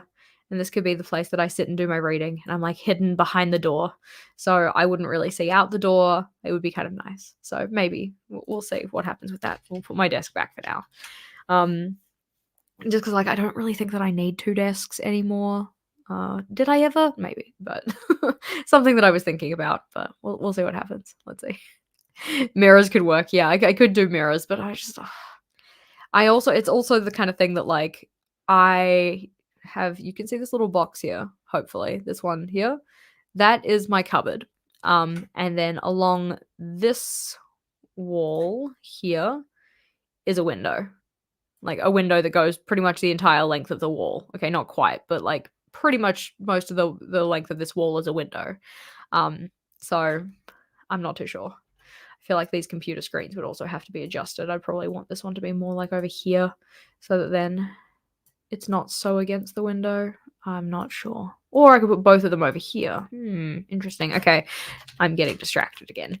But yeah, that's kind of what I was playing around with. I'm just not too sure about like whether this would actually work for me, because one of the issues that I have with this setup is that this computer screen in particular is against a window, and I feel like I'd still have the same problem in this kind of setup. So something to think about. But that's, again, not a right now me problem. That is a future me problem.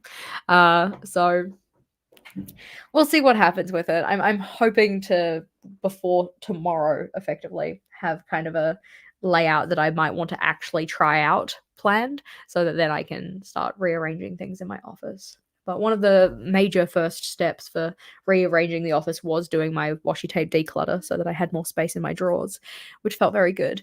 But you know what I'm doing later today?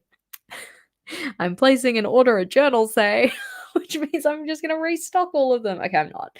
I'm not going to buy a lot of washi tape. I've got like 2 or 3, I think, picked out that I want to get from journal say. But the rest of them are probably going to be stickers, because I'm like really into stickers right now, which is interesting. So anywho, that's for after the stream.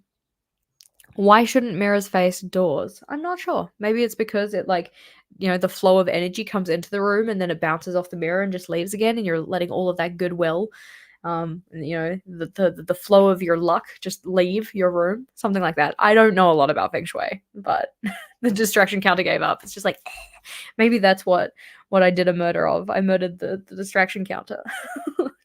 Dink.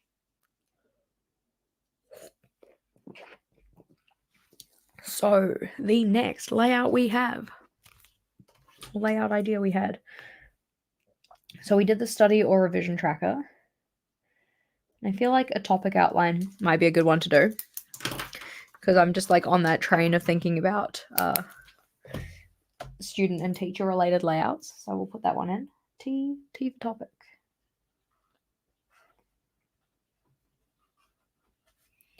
Topic. Outline. So, how do we start that? We'll just do a banner across the top. 1, 2, 3. Whee!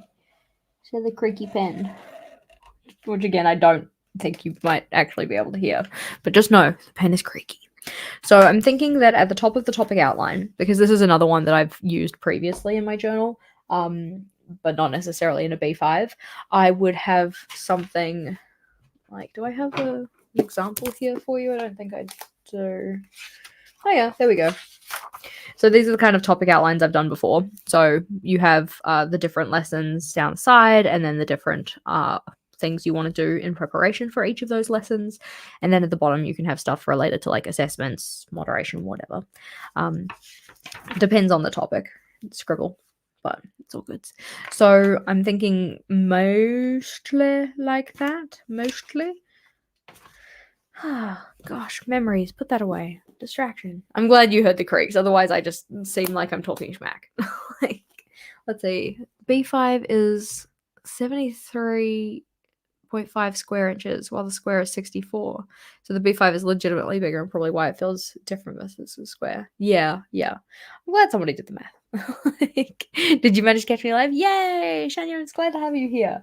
So In terms of the topic outline, we're going to start with that main scaffolded kind of thing, or we should start with details. I think we'll start with general details, because it just feels right to have general details at the top. So, general details. So we can have like which class is it for, what dates, assessment type,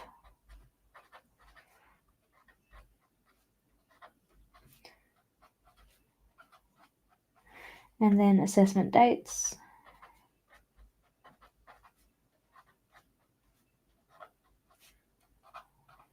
Put those ones in. And then for the assessment dates, we can have like the practice test and the real test or something like that. That can be the formative.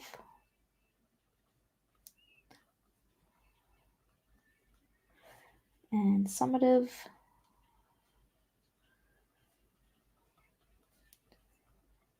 So that'd be like effectively practice test, real test. And then which class it's for, because if you teach multiple classes like I used to, it's probably good to specify which one it is actually going to be for. And then the type of assessment. Alrighty, so, fill in whichever details you would like with this kind of a thing. Also, notably, like, this is a topic outline, but it does not have to be used for a topic. It could be used as a kind of like a variation of the study planner, or it could be used for a different type of project. So instead of like a class, maybe it's like a client, instead of the dates that the assessment is running for, or the dates for the I don't know, the topic itself. Then it could be like what dates are that project going to be actually worked on, or something like that. Anything really, for depending on what kind of subject you want to make it about.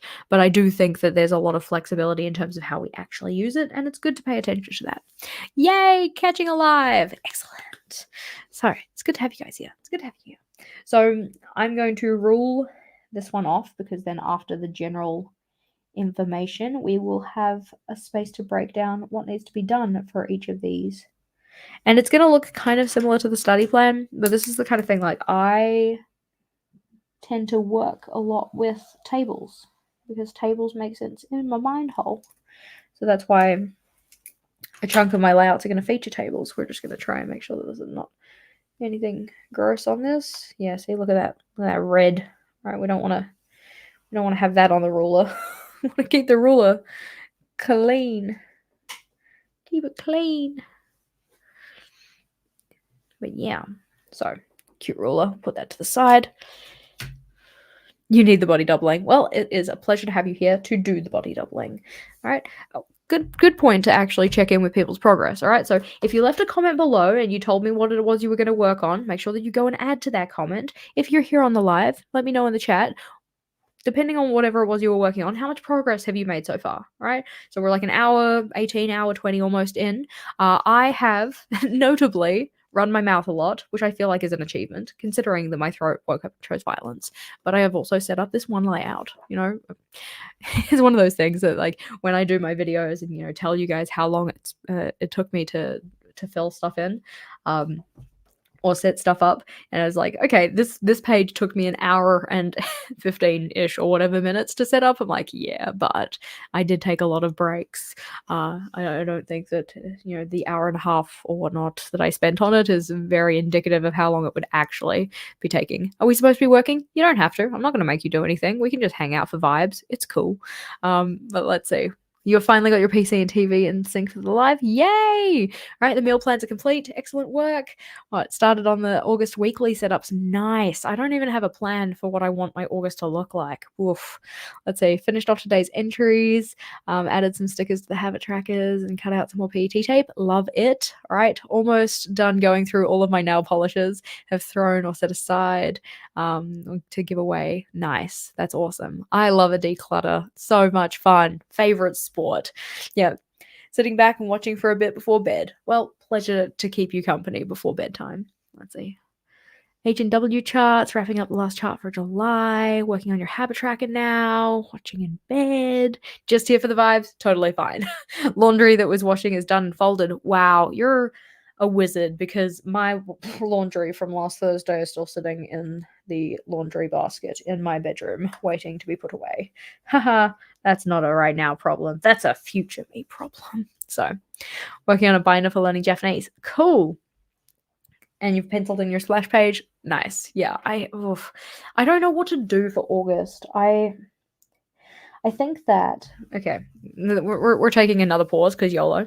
Uh, working on your goal check-in and getting next week set up. Nice. Excellent. Working on your Epic Goals workbook. Yay!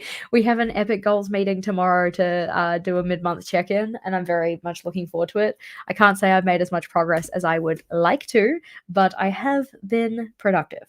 So anyways, in terms of this month's setup though, so this month it was a kind of like steampunk-esque type theme, mainly with these steampunk stickers because I love steampunk aesthetic, but it's also very like ornate and intricate a lot of the time, and there was no way in heck that I was going to be doing a lot of that like hand drawn. But I've also just been enjoying using stickers a lot recently, so I'm thinking that probably for next month we're going to go with another sticker-esque type theme, but I haven't picked out what stickers I want to use because they're so freaking cute. I love it. This is all spoilers for the plan with me, so we usually do, but it's fine. So lots of cute little elements, but I put that to the side. I haven't picked out what kind of potential themes there are for next month because the team with a capital T, they get to vote on it, so it's really up to them in the end. But I think that I'm going to have to go through and consider what are potential options.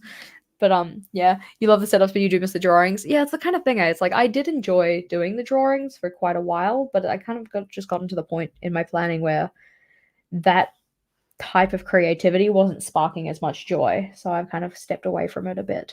I'm like focusing more on how the what's the word? Like how the layouts are kind of structured to make them as useful as possible, if that kind of makes sense.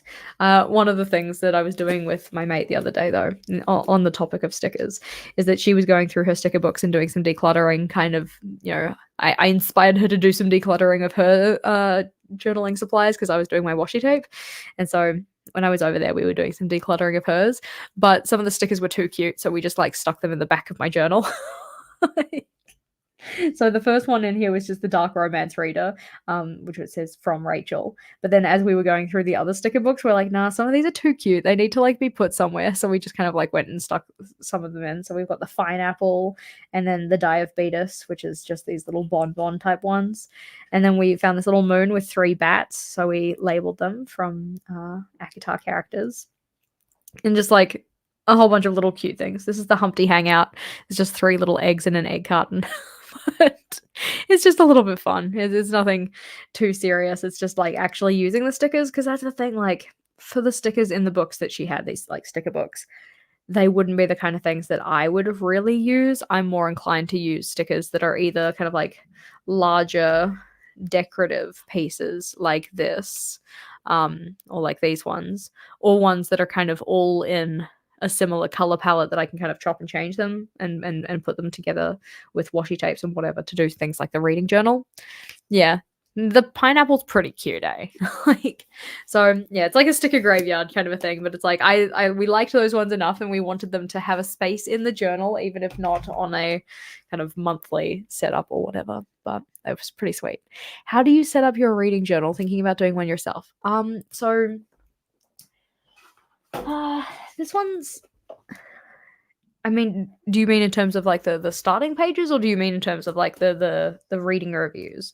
Because I mean, we've got like obviously an index here because this is the kind of thing where things weren't going to be in chronological order, so I needed to have an index to be able to find stuff. And then I wanted things at the front to be the kind of things that I was going to reference quite often. So, for instance, like the rating system and how I rate the books, my TBRs and like what I wanted to read, which obviously I have quite a few on the nonfiction and not very many on the fiction. but I read more fiction than I do nonfiction. So interesting. I think the thing is that with the fiction, I usually just am a mood reader, which is why I don't really have a TBR. But recommendations and what I rated them. We've got my actual reading list then, which is after all of the other ones, which I think is interesting. I haven't filled in any of the ratings for these. Uh, quotes that I liked. Yeah. So I kind of just put them in the order of vibes more so than anything else. A couple little challenges and stuff like that. Gosh, I love my reading journal. Like it the process of like, making the reading journal, running the book club, and then actually reading, like all of those together, it brings a lot of joy. But yeah, most of these I've just put in pretty much any order I wanted to, with the kind of proviso of the one that I wanted to have at the very front was notably the index and the rating system, because those are very much like reference pages. And then anything after that, it was kind of like whatever I felt like. And then when it came to like the end of the start of journal section, I guess that was where we did like the year in review. So that was that space. And then it was just reviews. Like, this is the book I read, this is what I rated it, these were my thoughts. And then we're into the 2024 stuff. So it's been a lot of fun working in this. I gave myself this page thinking that that was all the space I was going to need for the year in terms of my reading, but we're kind of like, just over halfway through the year, so I'm probably going to need another page to record my reads. I also decided for this year, though, that my reading journal wasn't just going to be a reading journal. It was going to be a stories kind of journal. So I was also going to include things like movies and TV shows and stuff like that. My little bingo boards, which I'm going pretty good with.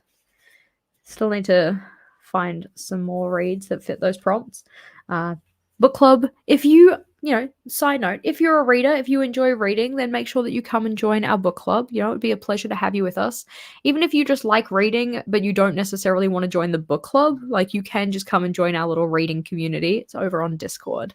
Yeah, totally free to join. Would love to have you with us. I'll shove a link through the chat so that you can bookish space. There we go.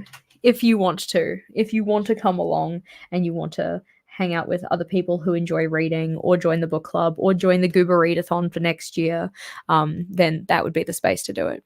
Because yeah, I can add a tip in like Monica does, and I use tip-ins as well. Like you can see, I had it on the which one was it? Before this one. Yeah. Like I had a tip in here so that I could record what each of the reads were for the bingo, but I probably won't add a tip into the wherever it was. I won't add a tip into this one. I'll probably just thread the pages, and that's effectively where you say like, hey, this page is 37, but this list continues on page 46, or like whatever, wherever it is. Just because I do have a decent chunk of space in this notebook where I could just put that in and feel pretty okay with it. But yeah, so one of the things that I decided for this year is that I'm not just going to do books, I'm also going to do TV shows and movies in here. So I did start setting up somewhere. So buddy reads, reading with friends, buddy binges. So this is where we have themed movie days or like whatever, or TV shows that I'm watching with people or whatever. I just haven't written them down. Like I'm still doing it, I haven't written them down. And then we've got like book to screen, TV shows that I've been watching, which again have not filled in. And then this is supposed to be the space for movies. This is supposed to be the space for games. And this was going to be a maybe next list because I liked that Aaron Smith had that instead of a TBR. But notably I have not set it up. And then after that, we're into the reviews. So you can see like book, documentary, game, book, movie, TV show, movie. Because I was finding that I didn't... Like, I enjoy watching movies, I enjoy playing games, I enjoy watching TV shows, but I was feeling almost like guilty picking that to do rather than reading, and that just felt lame. So I was thinking like, okay, maybe I just bring those into my journal as well, as a way to say like, this is kind of like my media journal almost. And that's been fun. With some of them, I haven't gone back and written in their little blurbs, but I mean to, but it's been very enjoyable. And I like having the little pictures, and I like having the little blurbs and stuff. I'm thinking that for next year, I might not do a blurb for every single piece of media I consume, because I have been finding it a little bit what's the word? Tedious, I guess. Like, I just haven't been as inclined to write things for certain pieces of media that I've been consuming, to the extent where I got like super bloody behind in this. I had like 31 of these little blurbs that I hadn't done, and then over the space of like a week and a half, I really like actively tried to catch up. So haven't finished Building a Story Brand. Haven't finished Iron Flame, but I'm currently reading it. Obviously, like, some of these have spoilers, so don't read too closely if you don't like to be spoiled. Just like make your eyes blurry. You know how you can do like change your focus and be like, oh yeah, that's like a general layout of the page. But going back to your actual question and like setting this up kind of a thing, when I originally went in, I wasn't planning on doing these little blurb reviews. That's why they kind of popped up towards the end of my 2023 related stuff, here after all of the initial setup pages. But I have been very much enjoying doing them. I love the way they look. It just feels very satisfying to see them all sitting in there. But yeah. So I was thinking that for that threading that I was going to do for the page that has where is it? All the way back here, the one that has all of my reads for this year in particular, rather than doing a tip in, I was just going to put it on another page. And I think that for that page, rather than putting it smack bang in the middle of all of my reviews, I'm just going to take one of those ones that has a sticky note on it and I'm going to repurpose it. So instead of having a maybe next page, probably that would be one that I could replace, I'd just turn this into like, reading 2.0, like more things that I read in 2024 kind of a thing. Yeah, satisfying to look at but not fun to do. Yeah, it's the kind of thing, like, some of them have been enjoyable to write. Like the ones that I actually have something to write about, I want to be able to write about them. But for some of them, I'm just like, yeah, okay, without spoilers, because it's just my feelings, right? So this one was fine but forgettable. Like, it was enjoyable in the moment, but I didn't really feel the need to write a whole bunch about it. But yeah, so yeah, your screen would need to be 4 times larger to read anything but your headers. I know that if you're watching on a phone, you can pinch and zoom in, but I don't think you can do anything like that on a TV or on a computer. But yeah.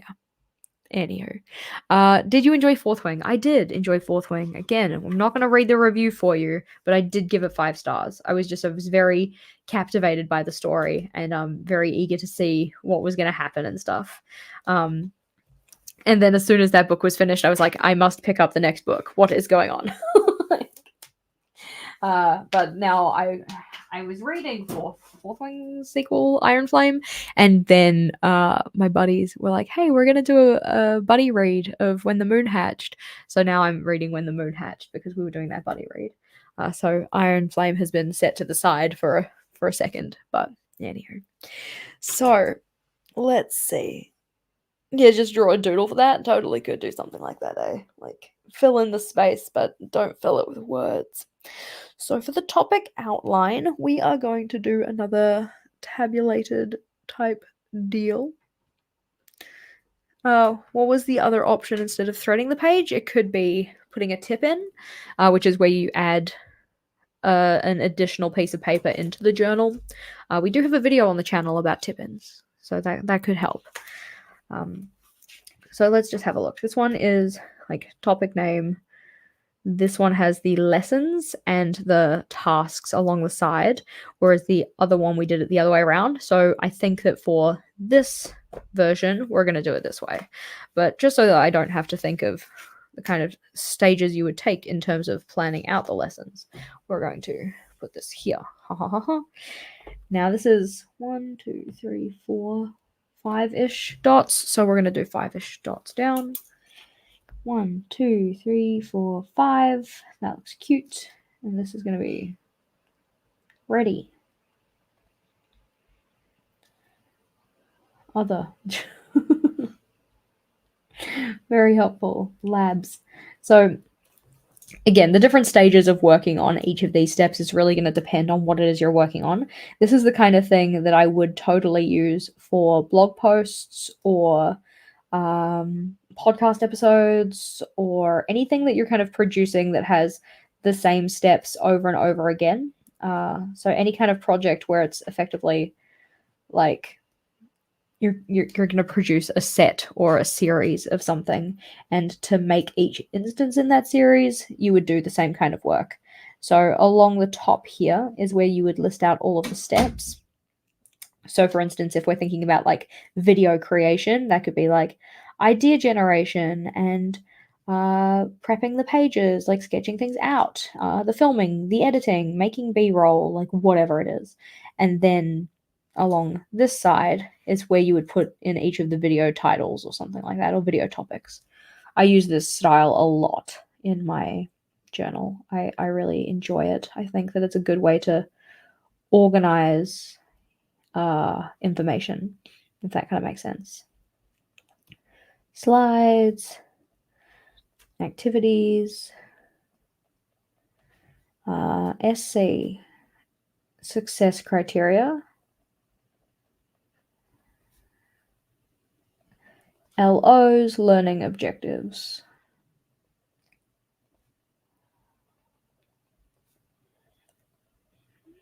There we go. So that's there. And then on the other side, it would be you never thought to wrap the elastic around the pages you want to keep open. Yeah, I find that that's quite useful for turning to a specific page in your journal. So for instance, when I'm using my everyday journal, right, I will keep this elastic often on the page that I'm working on.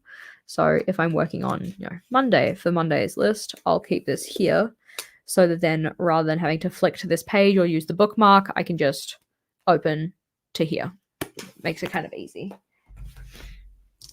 So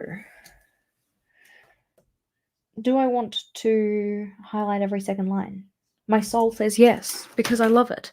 So we're gonna put that in as well. Done the lines on that page. I'm not sure which page you were talking about, but I'm glad you liked it. So put that over. Whee.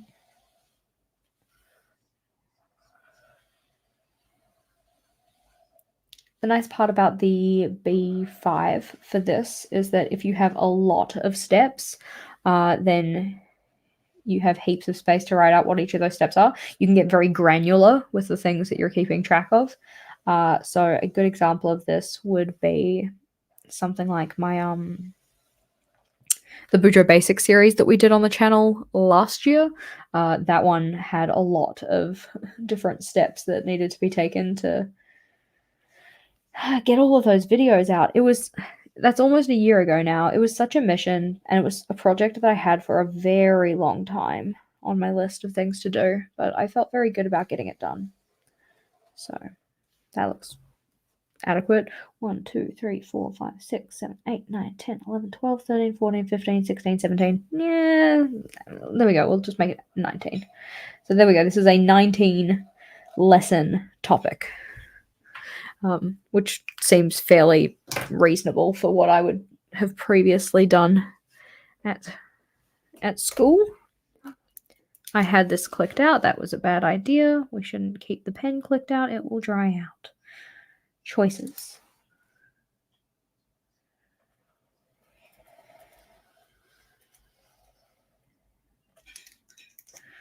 I think that this looks, yeah, like it's got red all over it. Oh no, what a mess. Oh no, I sat my journal on top of my messy thing. There we go. Clean the ruler. It wouldn't be so bad if this pen wasn't so... It's not the pen's fault, okay? Like, it is just the nature of the pen to be a like felt tip marker, but because it's just quite... It's not just the very, very tip that has the ink. It means that it picks up on the ruler more. But your freehand highlighting is always wonky. It is the kind of thing that like has taken quite a bit of practice. And I've gotten it to a point where I'm pleased enough to do it freehand, but not pleased enough to do it freehand with dark colors. Like, I still will only pretty much do the freehanding with pale colors because I am susceptible to the wonkiness as well. So what are we doing today? We are just working together, getting stuff done, doing whatever you want to work on. For me, I'm working in this B5 R&D journal to make B5 layouts. So, hate using a ruler. Yeah. See, what always gets me is when people use a ruler for chisel tip pens, because like they make it look so easy, and I can't do it. I can't do it yet. It is something that probably requires some practice on my part, but the practice I am not willing to put in. So here we are. Um, yeah, I think that they end up making it look very nice. I also find that applying even pressure with a chisel tip so that you actually get a line that is a consistent thickness is not something I find easy.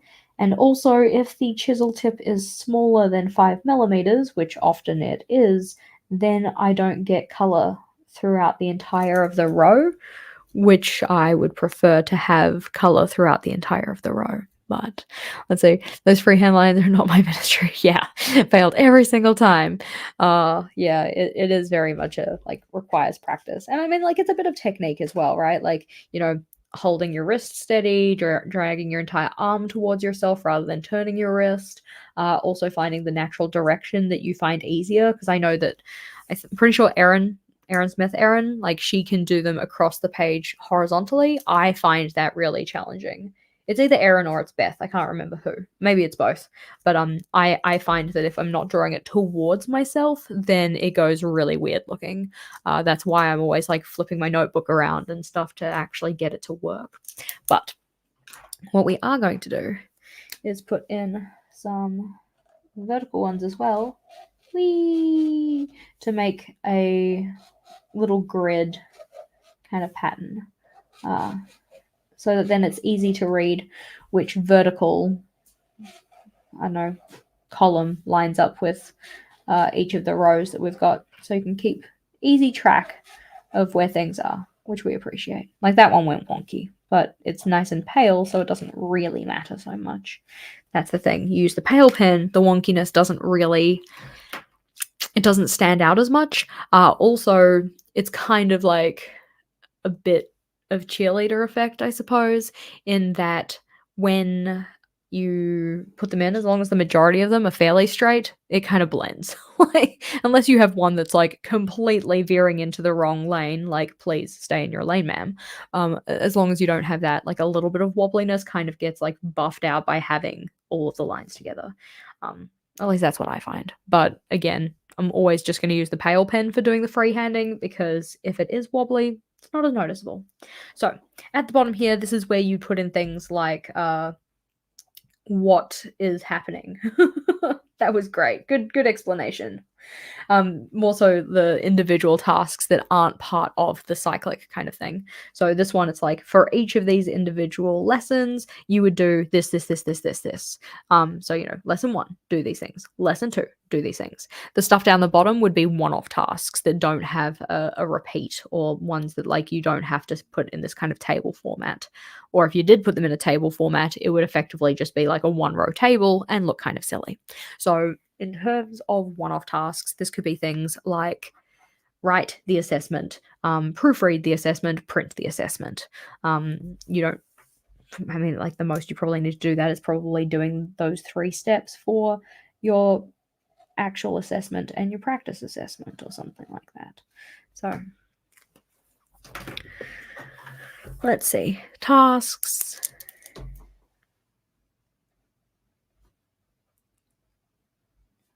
So this could be for the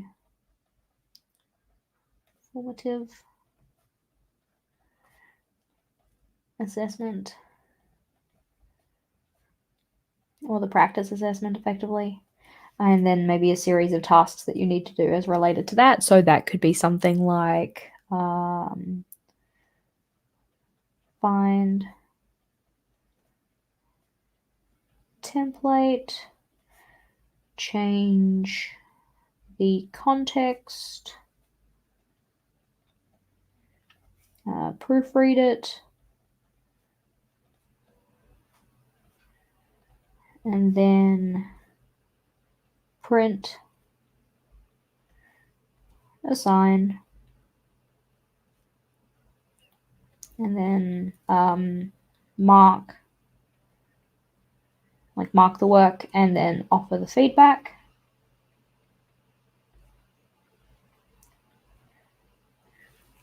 And then you could have the same thing again, but for the summative assessment, but maybe instead of providing feedback on that one, because it is a summative piece of work, like a final grade, it could be about like inputting the grades into your learning management system or like whatever. In terms of other types of projects, if you're not using this for a topic outline, this would just be your space to put in all of those tasks that are one-off that don't actually, revolve around this. So for instance, if you were looking to start a blog, let's put it that way, maybe these are all of your different blog topics that you want to do, like each of the kind of little blog entries that you want to have, and these would be the stages of writing those blog pieces. So it could be like the researching stage, the first draft, the acquiring pictures, editing, finalizing, uploading, scheduling, posting, whatever. And then down the bottom could be things like actually setting up your blog space. So that could be like acquiring your URL or domain. It could be about sourcing somebody to do some kind of like templating work so that it actually like works and looks nice and all of this and that kind of stuff. Tink. Depends on the project though. This ruler, this one I did not purchase. This one came in the Archer and Olive subscription box, the most recent one. So this one is a B5 ruler. I think somebody maybe mentioned there was something similar on Amazon. I don't know where it is. I also cannot attest to the quality of it and what shapes are actually on there. But this one is from Archer and Olive. They do have an A5 in stock. And I'm assuming big assumptions that we will eventually get something like this for a B5 at Archer and Olive, but not yet. So in terms of this one though, going across we have 32. If we subtract 2, we get 30, which means that if we want to have thirds with a break, we need 10 spaces. Yay, box math. So that's 10, that's 11, then we're going to put summative here. Boink.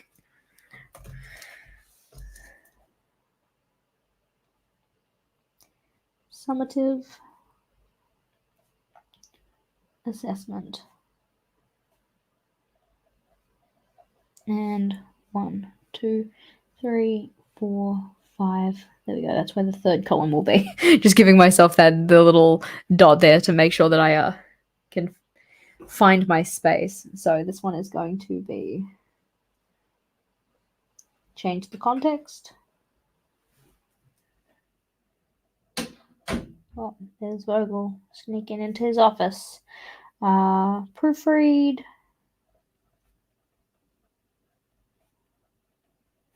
Print. Assign. Mark.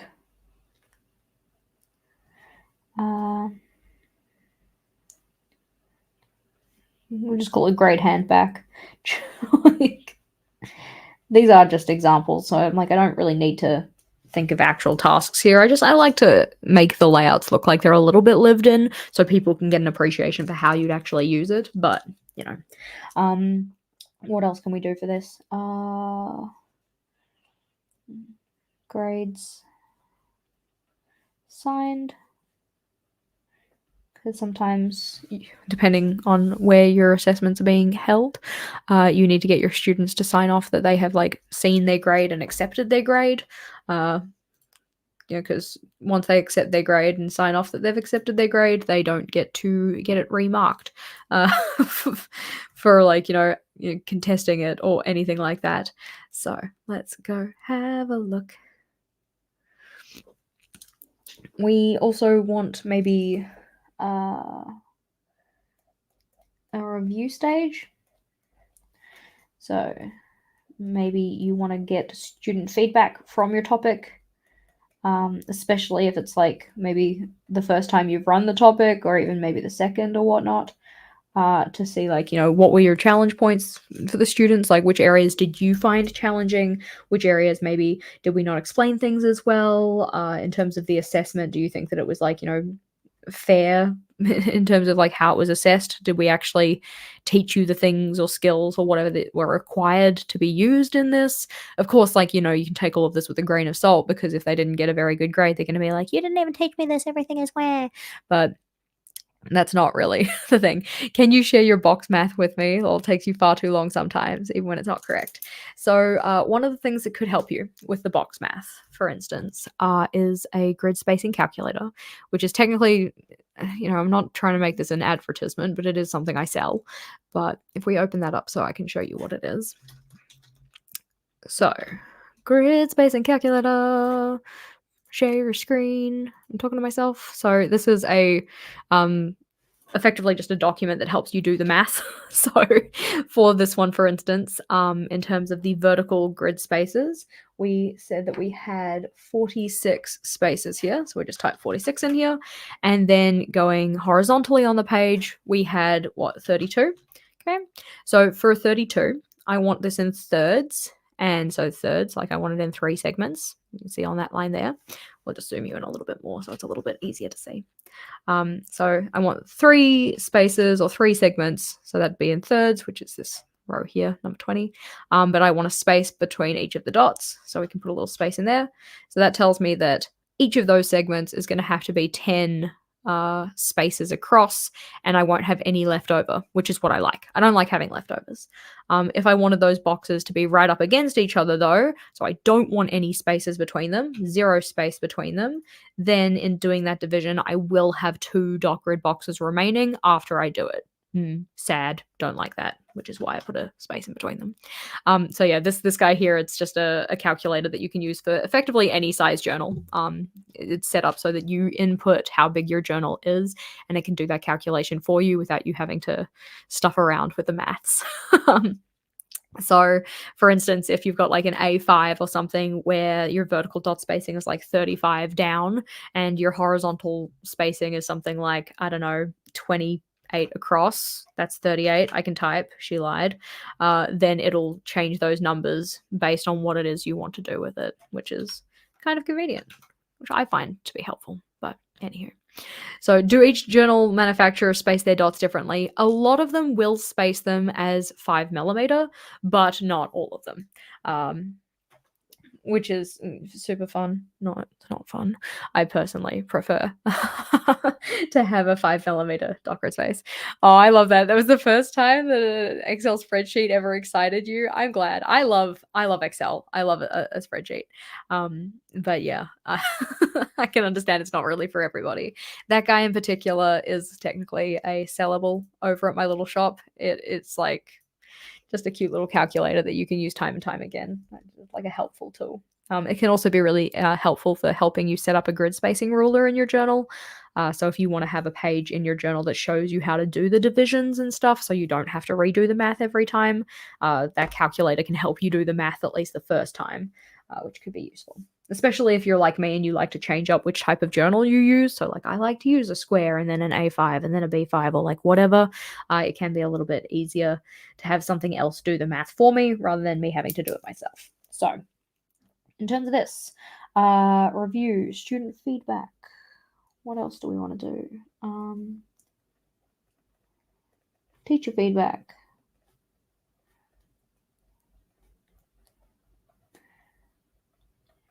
We're going to do something like unit moderation.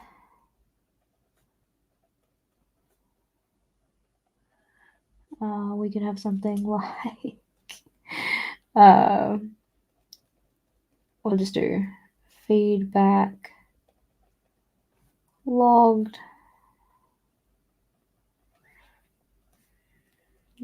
Grades could be logged. And resources stored.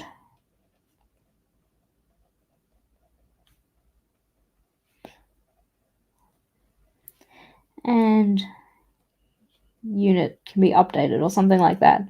So I'm just thinking like, what kind of stages would you have if you were reviewing a unit? It's like, these are kind of maybe some of the things that you might include. So we do have some space at the top here. So we're also going to put some decoration there. Let's see what Shah's saying. So yeah, also has a spreadsheet that helps you set up an entire journal to make sure you have enough pages. Yeah. So that's like the grid, well, not grid, like journal calculator effectively, so that you know that you're going to have enough space for all of the stuff that you want to include, because it's really, really sucks when you get to the end of a journal and you don't have enough space for the last month or something like that. It's good to make sure that you actually can fit all of the things in that you want to, especially if it's not a type of journal that you often use, if that kind of makes sense. So for instance, like my bullet journal, I know that I can very comfortably fit 6 months in, nice and easy. But in making something like my 5-year journal, which is like, I write 3 lines a day for every day of 5 years in there, I wanted to make sure that I had enough space for all of that. So I did use the journal calculator to help me make sure that I did have enough space. So we're going to stick a little bit of PET in there and make it look pretty cute. I just want to make sure these florals are actually aligned so they look like they're the right way up. I mean, technically, it's okay if they're the wrong way up, but there are specific directions where it just looks better in. I do wish, and I know that I could fix this, but, F it. I do wish that because of where my lights were, they didn't pick up on the PET tape and make it shiny in that specific point. But you can see that it actually blends into the page really nicely, which I quite like in terms of using PET tape in my journal, especially on the white paper. It effectively just looks like, okay, take it with a grain of salt. It looks like I drew this. Oh my God, I can paint like that. She cannot paint like that. But I do like how it blends into the page quite nicely, even though when it sits there at the top in particular, it does catch the light a little bit and ruin the illusion. Ugh, rude, but yay, topic outline. So we will make sure that we go and add that to our index to keep track of what we're putting in here. Not that I've numbered any of the pages in this journal, but it's fine. Topic outline. So, taking a step away from teaching and student related layouts though, because we've put those 2 in. So I'm thinking that maybe we could put in some kind of like a project plan, just because it's kind of on the same train of thought, but it is a different type of project that we would possibly be looking at here. So rather than putting in a project plan for, make sure that's dry, thank you. Glad that one dries faster. Rather than putting in a project plan that would use this kind of a layout, because we have had it on 2 separate pages now, like, it's here and it's here, like, oh God, that's the only thing she knows how to do. No, we want to put some other options in there as well. Also, make sure that you have been having your drink break. Hydration is important.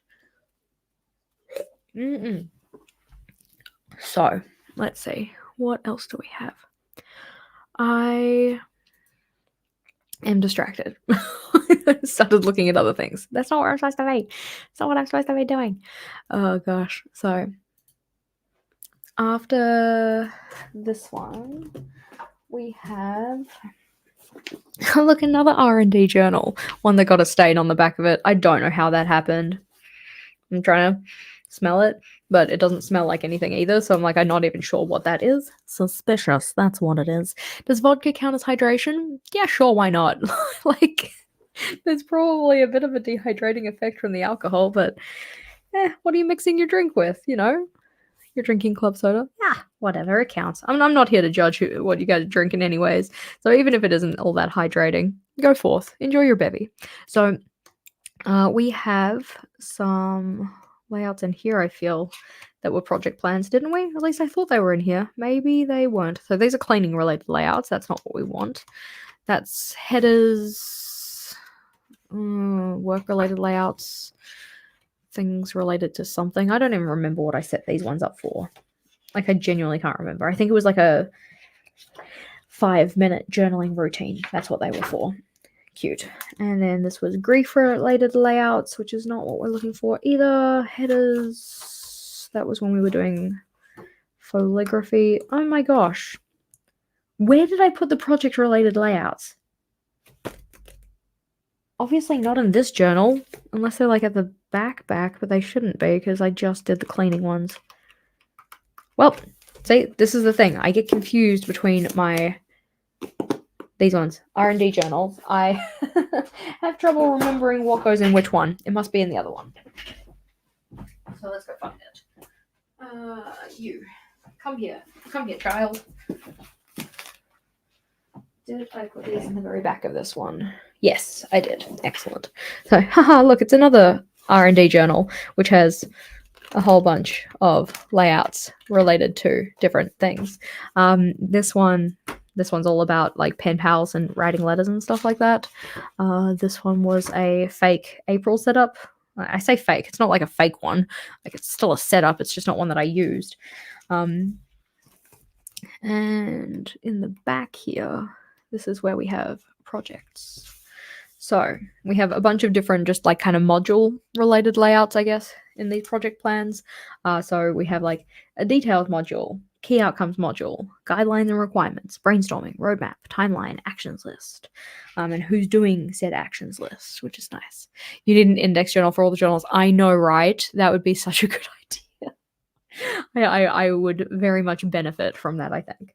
I'd probably do it digitally so then I could like type search it as well. That would probably be a good idea. But anyway, so this one is a house project. So we have the timeline, the budget, the savings, shopping list, materials, floor plan. Oh, look whose office it is. It's my office. But we also have social event planning and we have a learning project. Now, because we have done a bunch of learning projects, we're going to ignore this one to an extent because it isn't super necessary. I do like the idea of the calendar, though. That could be useful. But we are also only doing this project plan on one page. So let's go and write the header, and we're going to commit to doing the project plan here, though. So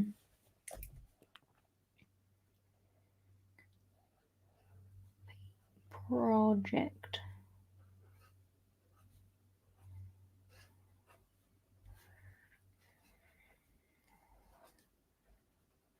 planning.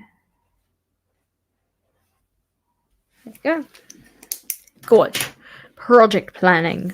And then in here we can just like modulize it to the extent where I would almost be tempted just to go and divide the page up into like different segments of different sizes and then just randomly put things in there. Why not? Like, why not? So we're going to do, yeah, if that's 32 across. I kind of want to make it so that the modules aren't perfectly sized, mainly for visual interest. By that, I mean I effectively want to make it so that they don't actually come to the halfway mark. I'm going to pencil this one out before I get too carried away. My beautiful pencil case, which is just a mess. I actually put my fountain pen in here now. I don't push it down past the elastic because I don't want to, I don't know, force it over the widest part of the pen, but I think it's a bit of an upgrade than where it was sitting before. So pencil, eraser, not the crappy little one, just the crappy big one. I've had this eraser for such a long time, but that one I will keep. Very good, very good. Put that to the side and we can just do some penciling in. So I'm thinking that with the remaining space that I have, which is 43 spaces, do I want 4 sections or 3? I think I'm going to do 3 sections. So this is where I would get out that grid spacing calculator again, which I have since closed. So we'll open it up just so I can show you how I would actually use it. So presenting the window. So here it is. We can say that for the amount of space that I have, available to use or that I want to use, I have 43 spaces down. So for the 43 spaces, that's the vertical dot grid spaces, 43. Okay. I do want it to round to full grid spaces because if I say no, then it'll give me like decimals. I don't want decimals. I want full grid spaces. So we'll put that as yes. Love it. And then I want to divide that into 3 segments, so like thirds. So I'm going to go look at the third space. I do want to have at least 1 space between them, but if I put 1 space between them, then I'm going to have 2 left over. So I'm like, I don't want to do that, so maybe I'll put 2 grid spaces between them. Haha, and now I have 0 left over. Much more pleasing. So if I'm going to divide it into thirds, and I'm going to have 2 segments between each of those boxes, then the boxes need to be 13 dot grid boxes down. Okay? So with that in mind, 13 dot grid boxes down, get my little ruler. So usually I would just like count, but 13 is down to here. And then I use 2 2 separate spaces, right? And then I do another 13 here, 13, and then 2 spaces, and then the bottom, oh look, perfect, has 13 spaces as well. We love it. Is it normal to love your pencil case? Yes. Mainly because I love pencil cases in general. I'm definitely the kind of person who has a weakness for pencil cases. But anywho, so this is looking cute. We love that for us. Do I want to put borders around the boxes? I'm not sure yet, so I'm not going to put borders around it yet. And then for halves, if that's the halfway mark, then that is where we're going to put the dividers. So this is just going to be 6 separate boxes on this plan, and then I can fill those boxes with different types of things depending on what the project would actually be. So this is kind of like how you would set up a modularized or like a dashboard type layout, because to me a dashboard layout is really just one that has different modules that you fill in with different stuff. So for instance, in this type of modularized layout, you have a module for the venue planning, a module for the guest list, for the seating plan, for the decoration planning, for the invite details to include, or like, whatever. Depends on the type of project that you're planning. This one is a social event. So for the project plan that we are making here, I'm going to... I kind of want to rule in the lines. I think that would be... I don't know.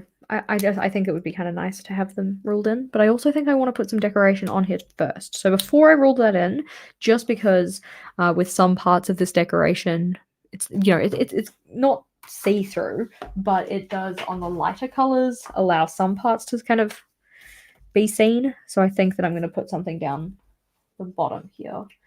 I might need to cut off some more decoration pieces, but I haven't done that yet. I'm just going to put like this little bunch of flowers because it's kind of cute.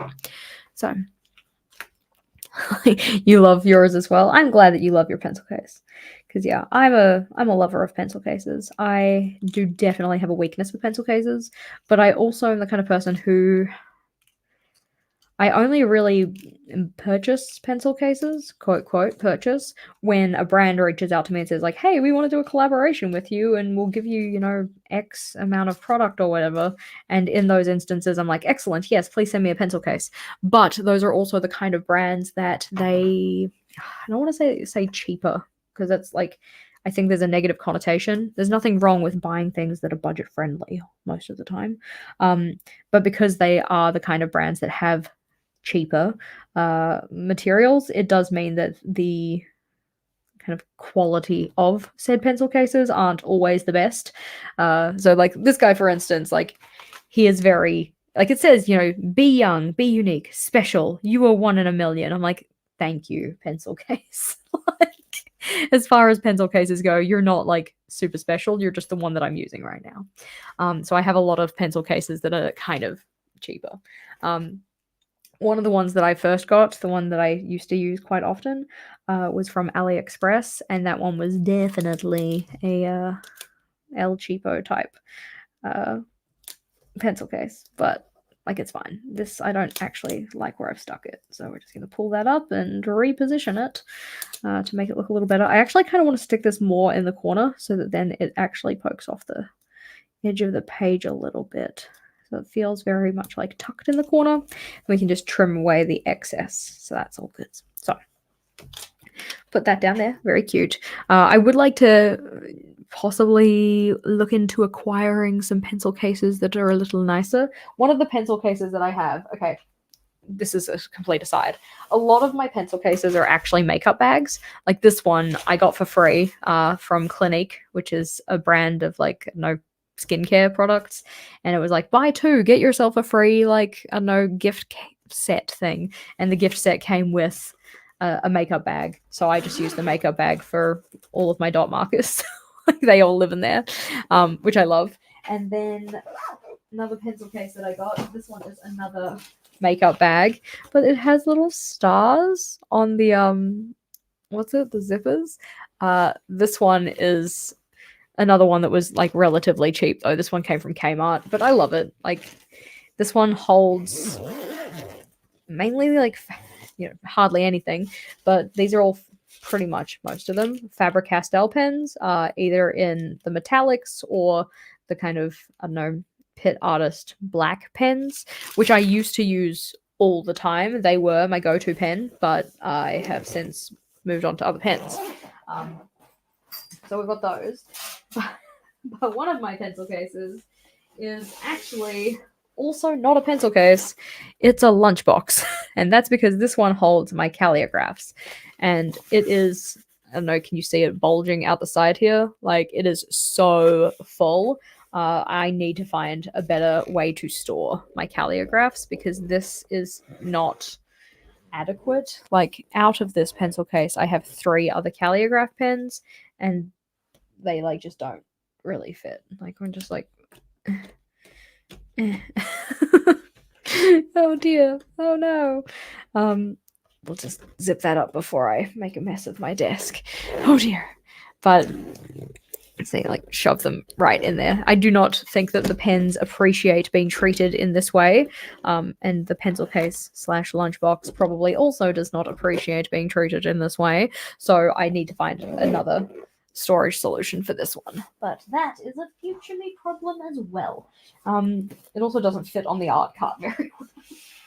I really have to shove it in there because I keep it on the second tier or second level. But that's something to sort out later. I do love pencil cases though. I enjoy having options. What I would really like, I feel like I should write this down. I would really like to have a pencil case that is really only for maybe like 4 or 5 pens, like a really small one.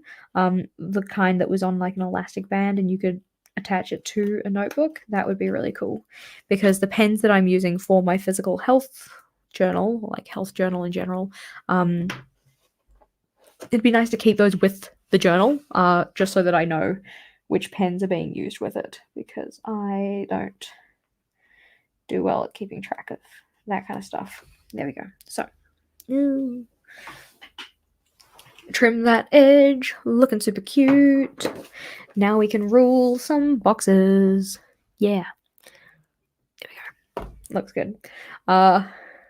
This is where having, a template box that is this size would be nice, because then I can just be like, but I don't, so we won't. Now, 13. Put that there and there.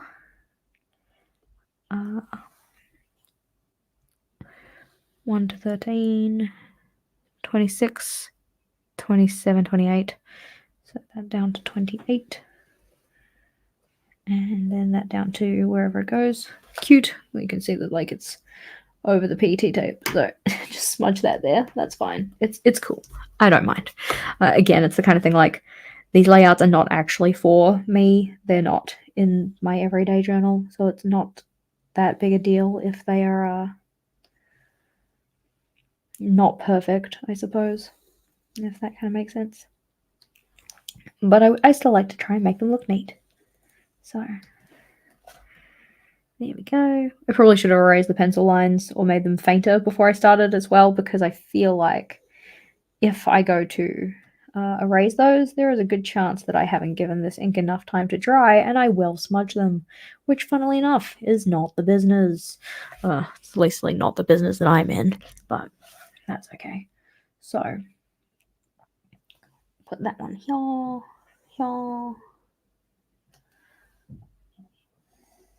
Cute. And then it's just about deciding what I want these modules to be for. Like, do I want to try and make this a set type of project, or do I want to just give some kind of examples of how you could use said boxes? I am going to do some erasing here, just carefully, or at least as carefully as I can. I just ended up smudging the side of the eraser packaging on the page, so that was a good start. We're doing great. Don't you worry about a thing. There we go. Nice and tidy. It's not perfectly erased, but it's better than it was. Let's put it that way. So I'm kind of thinking that I might just pick a mixed bag, mainly because if I try and make this for an actual project, I'm going to spend a lot of time umming and ahhing as to what type of project I want it to be for, and like, do these types of modules fit the type of project I've decided on? And this is really just supposed to be an example, so it's nicer if I can set it up faster. That kind of makes sense. Yeah. I mean, in some of the previous videos that we've had about layout ideas for different journal sizes, I kind of get caught on effectively just doing the same layouts over and over again, which I know that not everybody watches my videos, or like not everybody watches every single one of my videos. So there's still a benefit in sharing ideas that have already been shared on the channel previously. But I also get kind of worried that people who do watch a decent chunk of them, which shout out to you because you're the real MVP, but they might get like a little bit sick of me. Like, yeah, Jess, we know you can make a flip out. Geez, like, let it go. But the people who haven't seen that before, it would still be interesting, you know? I don't know. It's a personal problem. That's a very much a me problem. But yeah. Why wouldn't everybody watch all of them? I mean, I don't know. Choices, I guess. Nah. People have only a set amount of time in the day. They might not want to spend all of it with me, which, like, I mean, that's your prerogative, but I think I'm okay. My mom says I'm cool. That's a lie. I don't remember the last time she said that. No shade to mum. So, now that we've got the spaces though, now it's just time to effectively pick and choose what kind of stuff we want to put in here. Do we just do every second one and make it really easy for myself? Yeah, why not? So we're gonna have a details box because it just feels right. It feels right to have a details box. Just try and make sure that we don't smudge anything. We'll have a details box. We'll have a contacts box. We'll have a checklist box. I'm trying to think of ones that like you can structure kind of differently as well, so it might be a little bit easier to see how you would use different sections. Savings box. We can have a schedule box.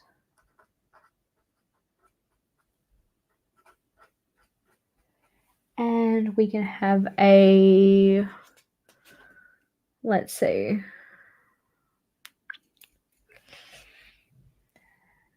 Ooh, thinking about it. A progress tracker.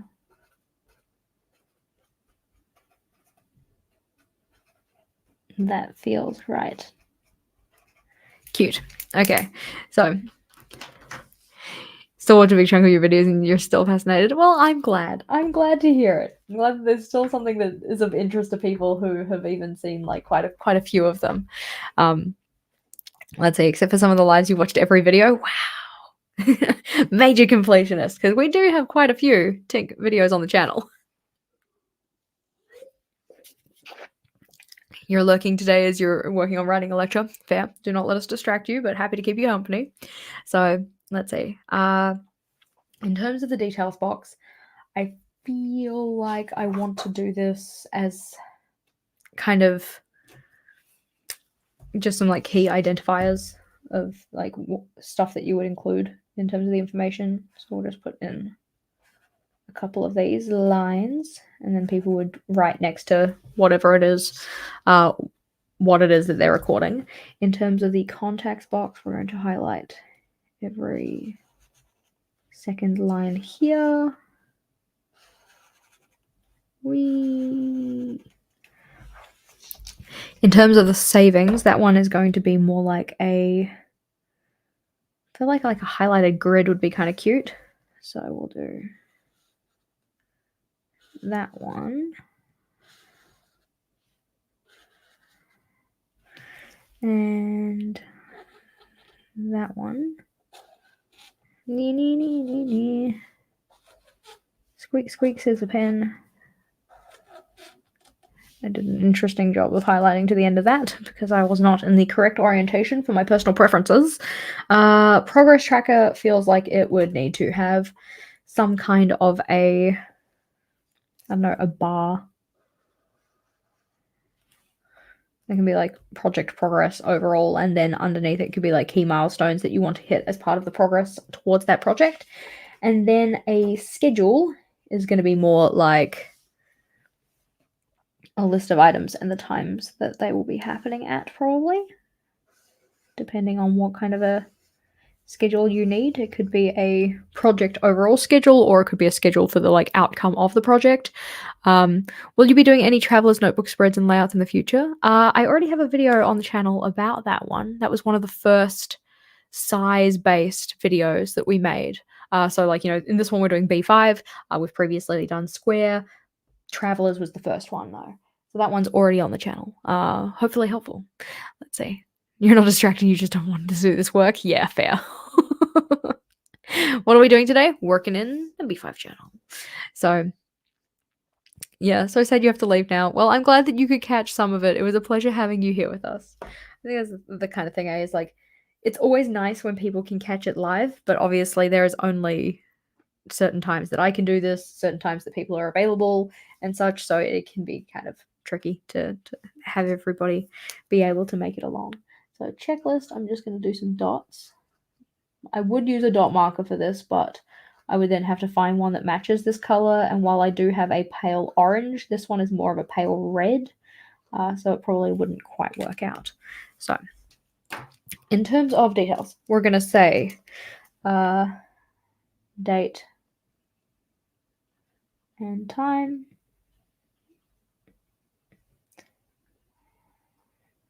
venue, cost, I don't know, what else? You could put in something like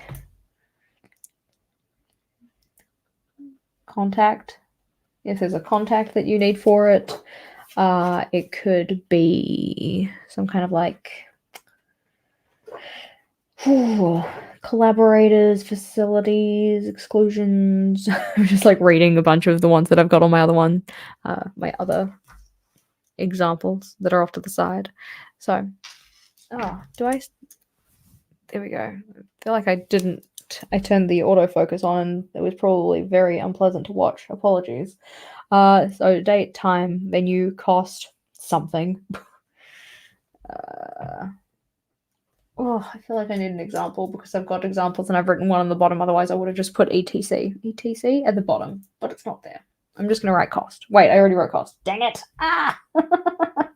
I'm just going to be like, what's the word, like where you have somebody that you talk to? It's like the contact, but it's like this is going to be the like contact number. I'm just going to write contact number and then give me like, it's going to be your helper friend, whoever your helper person is, the person who is there to like assist with you. Yeah, stakeholders would also be a good thing. So yeah, this is just an example, so it doesn't really matter what it is.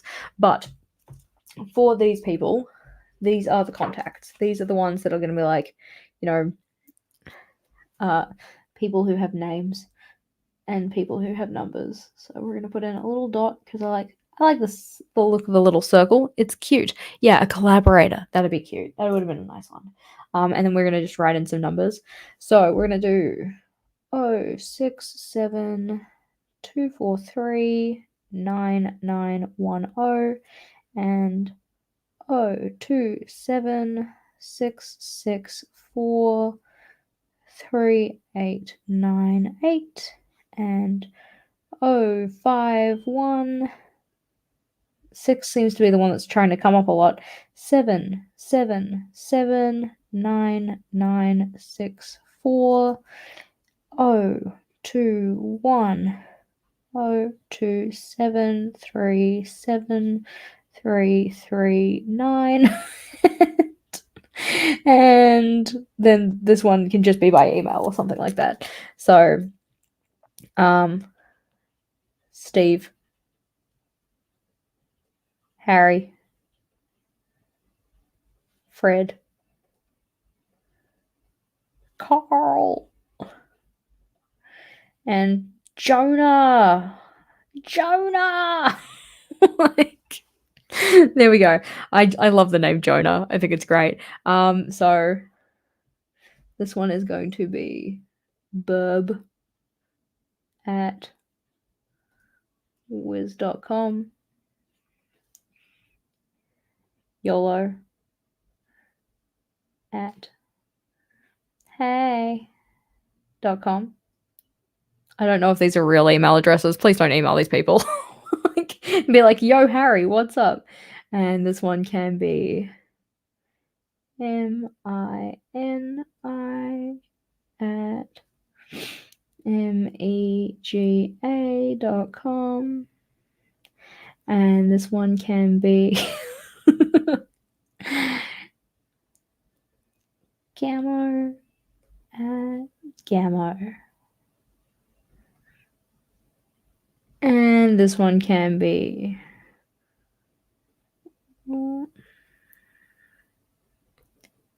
.com.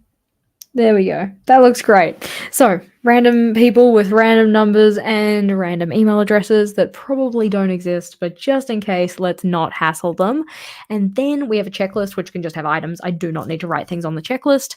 In terms of the savings, though, I would like to set this one up so it actually kind of looks like a little savings tracker of some description. So we're going to do a little line. Thank you, Linus. And another line, and we can make this a little kind of like graph section. I don't think I know that one. Jenny? Wee. Clonk. I don't think I understand that reference. That looks pretty cute. So it can have maybe some like time versus amount. Time along there and amount. And then hopefully over time they will be increasing. It's a semi-famous song, but not an actual phone number. Well, that's good to know. Otherwise, yeah, Jenny would be very, very bothered. And then as time goes on, hopefully slowly add to the savings. Increase the savings over time.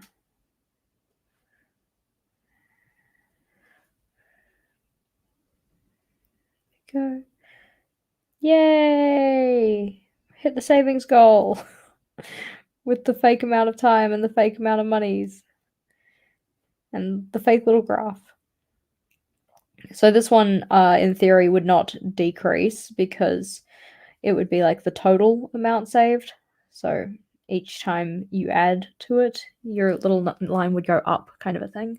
But you could also do it more as like a bar graph or something that says like, this week I saved X amount, this week I saved X amount, and so on and so forth. But yeah, so this guy here being a schedule could be kind of like a timeline. So this could be like 7, 8, 9, 10, 11, 12, 1, 2, 3, and what's happening at each of those times, so that you can kind of see a general schedule for, I guess in this case it would be like a certain day. But you could also do it in terms of like a weekly schedule or something like week number 1, this is what we're going to have accomplished, and week number 2, so on and so forth. Again, depends on the type of project. So AM, PM, PM, PM. Make sure that we change that over at the right place. This one says BM because I'm doing super well. And then progress tracker would be kind of like a, metrics that you've hit or not hit. So we're going to put little boxes that you can check off to say like, yes, we have met these metrics. And you wouldn't necessarily have decoration in this box, but you always can. Metric.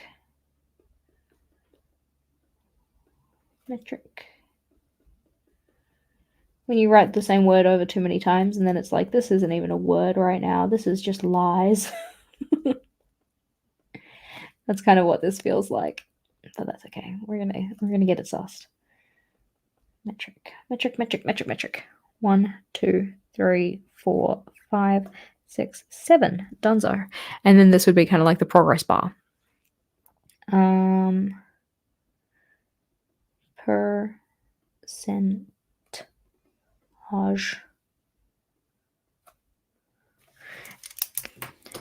And then we could just color that in. What to say? 1, 2, 3, 4, 5, 6, 7, 8.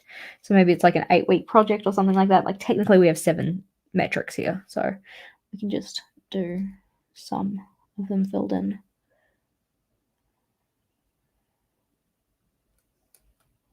There we go. And I'm going to draw in the outline of this box so then you can kind of see where it would be and how it would look. What do we say? 7? 1, 2, 3, 4, 5, 6, 7.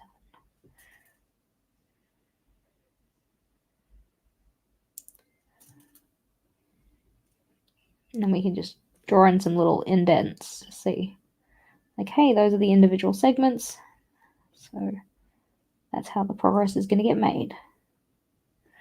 And that's the way it was. And that's the way the cookie crumbles. Good. Would you consider this minimalist? Okay, so I've been thinking about this recently, mainly because we just recorded the episode with Mark on the podcast about males, boys in the planner community in general. And where are they? Where are they hiding? Wherefore art thou? So part of what he was talking about in that, and I didn't really bring it up because I'm still trying to kind of like think about my thoughts on it, but he talks about the idea of like minimalism and the minimalist aesthetic, and maybe that's something that would appeal to more males because they don't necessarily like the types of decoration that are common. It's something that we kind of talked about, and I was kind of thinking about this in terms of minimalist and what we consider to be minimalist, minimalism kind of a thing. And I was thinking about it in terms of like kind of a spectrum. And I was thinking about it initially in terms of a, let's say, I'm not going to be able to do this straight because I don't know how big this is. So that's 18, which means I need to do it about here. Okay, cool. So make sure it's actually even just for the sake of why not. So that goes to there. 1, 2, 3, 4, 5, 6, 7, 8, 9. That looks about right? So here is our little kind of spectrum. So on one end we have minimalist, and on the other end we have maximalist, I guess. Okay. So minimalist versus maximalist, like, that kind of thing.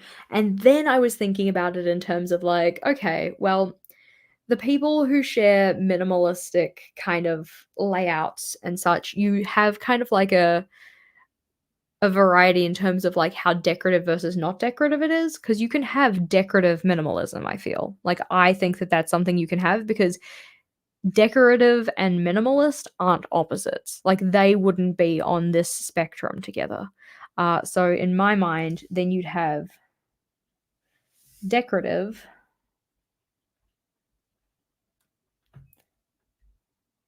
versus effectively non-decorative. I haven't thought of what the term would be for that yet. I'm not too sure if I could even be bothered to. Not decorative.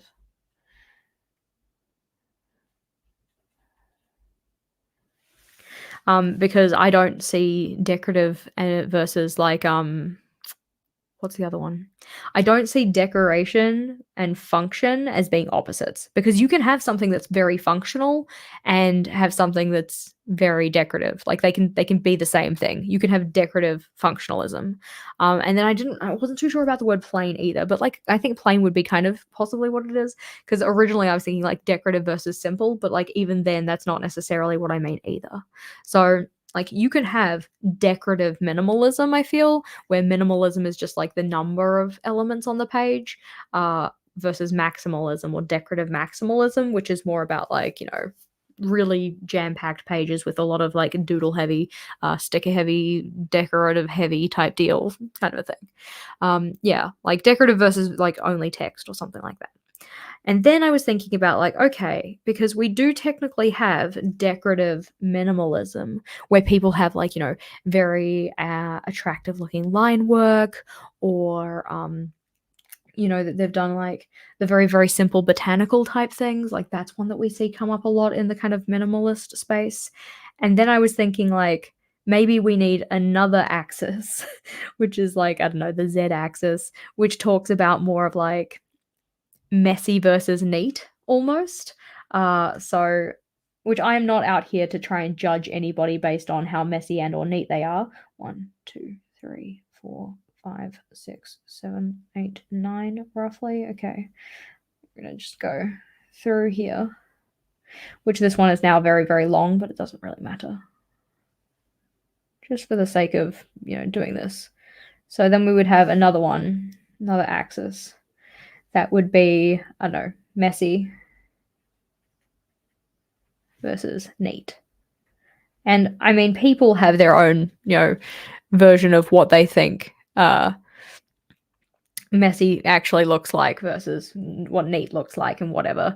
And some people will think that maximalism looks messy just by definition. I don't agree with that, but some people do feel that way, or they find that when they try and do a maximalist layout, it will end up looking messier or cluttered or whatever.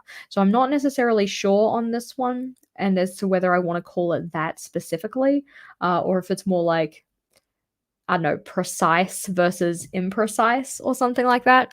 But in terms of what I have in here so far, like, if we think about the styling that we've used here, like, it is decorative, so it edges towards, like, this half of the decorative versus not decorative space. Like, we've got some, nicer lettering, we've got some washi, or rather PET floral kind of elements in here. So it does have decoration on it. It's not super heavy in terms of the decoration. So it's gonna sit, a little bit up here, but not like super high up here. In terms of minimalist versus maximalist, there is still opportunities for white space in here, but I do think it leans a little bit more towards the maximalist. It's kind of middle of the pitch. It really depends on the type of layout that I've been using here, but I do try and use the majority of the space on each layout. So with that in mind, maybe it is a little bit more maximalist. So we can put it kind of like in this kind of space here. In terms of the messy versus neat, I have aimed to make it very neat, so it's probably closer to the neat side than it is towards the messy side, so maybe that's something that we kind of think about. So it would be roughly in that kind of area over there.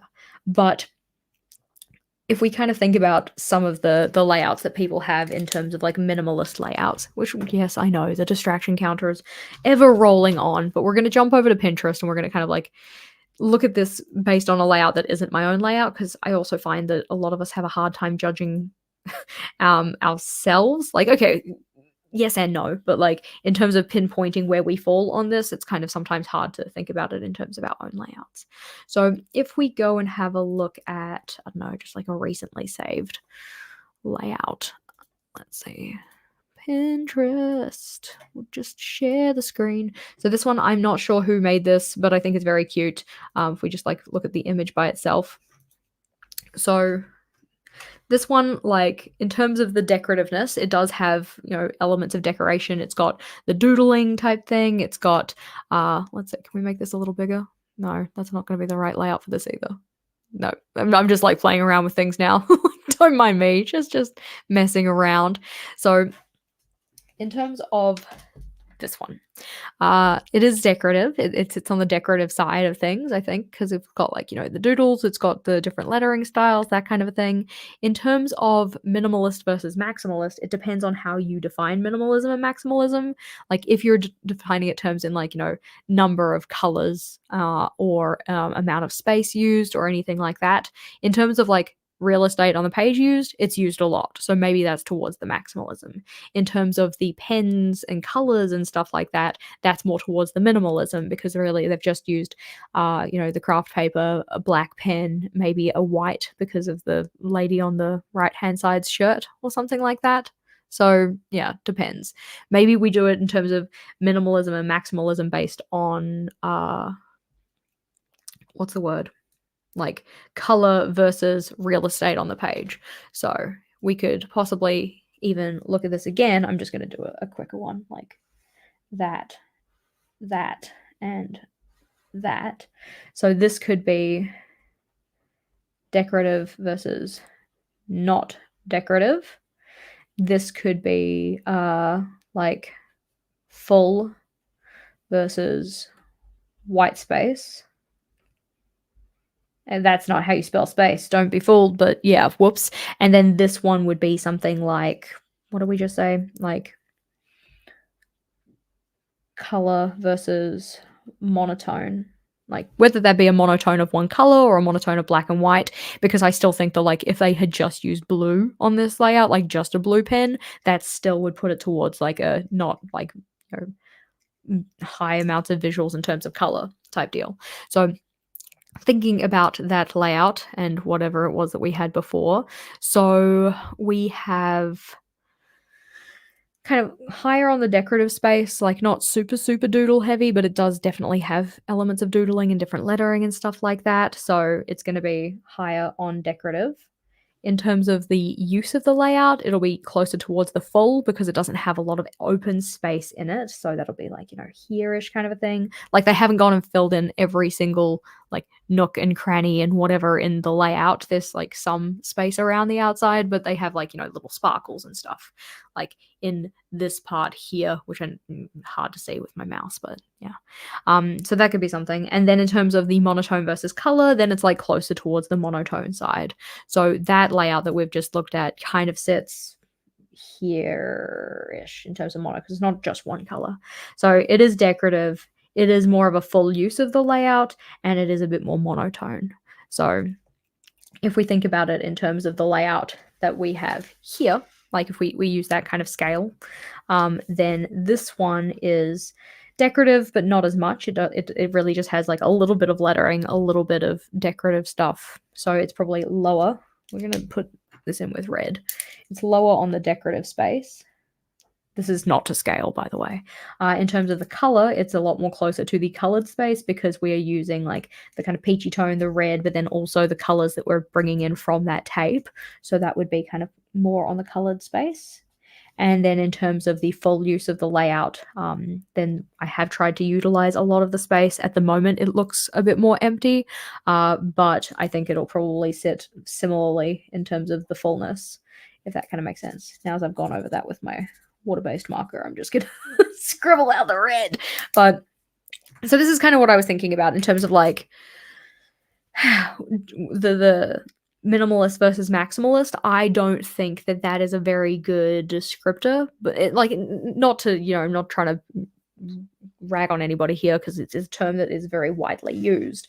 But I also think that people's definitions of minimalism or maximalism, that there's more to unpack there than just like, is it minimalism? Is it maximalism? Because like, is maximalism even a word? Probably not. I don't care. I'm still using it. But I think that like minimalist for some people is like about the number of supplies you're using. Like if you're just using a black pen, then it is minimalism. But then I guess the question would be like, excuse me while I walk to the other side of my office. Like, would we consider this type of a layout to be minimalism? Like, not that one. Rude. This guy. Is this minimalism? Like, it is just black pen. Like, I just used one black pen for the entire of this page. But it is decorative and full use of the page. So some people would not consider this to be minimalism. They would consider it to be a little bit more maximalist or whatever. So I don't know. It's an interesting point of curiosity. I guess question of the day. For you fine folks, what do you consider to be minimalism as it pertains to journaling? Like, do you think that minimalism is based on number of supplies? Do you think it's based on the like whether you have or haven't included decoration? Do you think it's based on color? Do you think it's based on, like, I don't know, page use or whatever, like amount of white space? I'm just curious. I'm just curious. Because what I tried to do a minimalism style month in my journal once. That was a hot minute ago. It didn't really speak to me. It wasn't really what I would consider to be my happy place, but you know, it's an interesting point. Like, another example. Another example. Like, if we have a look at, say, this one here. Okay, so ignoring the other side of the page, just this one here. Like, would we consider that to be minimalistic? I'm literally going to cover the other side of the page so that you can't see it. Like, because as far as the cover page goes, it has line art and a title and maybe a stripe at the top and bottom. I guess, like, if I take the stripe out of the top and bottom, is that, like, now more minimalistic because of it? Or I'm not sure. Because, yeah, I think that my perception of minimalism is possibly a little bit different to other people's. Hey, I'm so glad to say. Okay, I'm just gonna put it out there. If you want to follow somebody who does minimalism well, you should follow Harmony. So, just as a complete side note, perfect timing, perfect timing. But in terms of, like, my perspective, I guess, on minimalism, I think it might be maybe a little bit different to other people's, because I don't necessarily see it in exactly the same way as others do, I guess.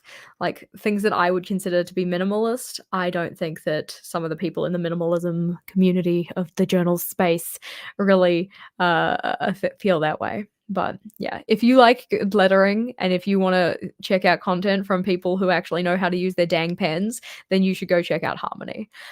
Their joy letters over on Instagram in particular. But so I would consider this for me, okay, to be minimalist. You know, I've used one color effectively throughout the entire of this setup. Like, these layouts feel maybe a little bit more, I don't even know, because, like, use of the page is higher, but in terms of decorative style, very simple. But you know, it's an interesting point of consideration, I think. The other one that I was thinking about, like, was my August one, which, again, if we just consider the first page, is this now no longer minimalism? Because, like, yeah, see, even people will come for Harmony when she calls her stuff minimal. It's ridiculous.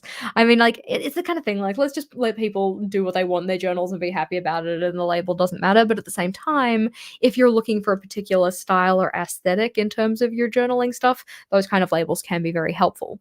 But then people get all persnickety and they're like, oh no, you used a highlighter, it's not minimal anymore. We're not out here to make people feel bad. It's just a point of curiosity. Because, like, this style of cover page, I would consider minimalist for me, because it's not full page decoration. It has white space. In terms of, like, the style of writing, it is just kind of a simple, you know, cursive that I use very typically. So for me, this is minimalistic.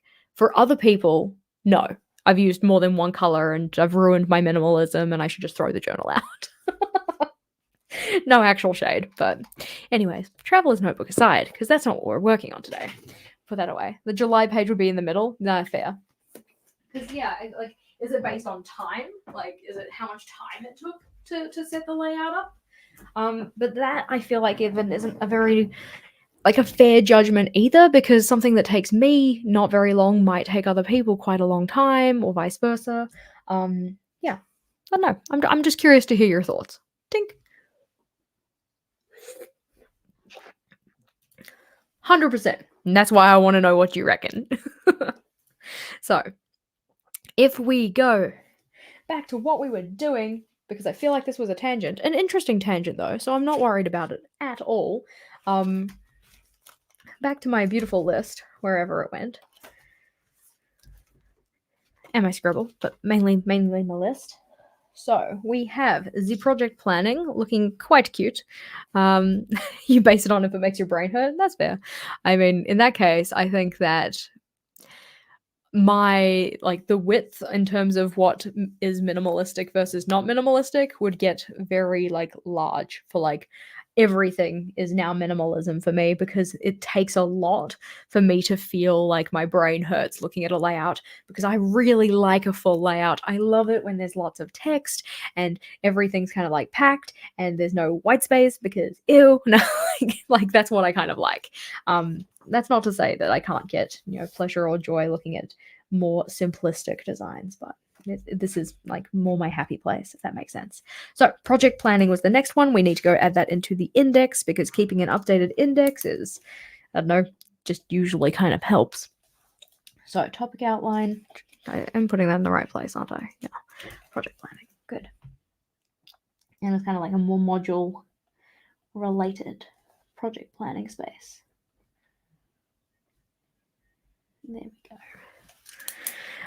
Let's see. You really worry about minimalist versus not. More like original Boudreaux method versus Alistair versus freeform. These terms make more sense to me. That's fair. I'm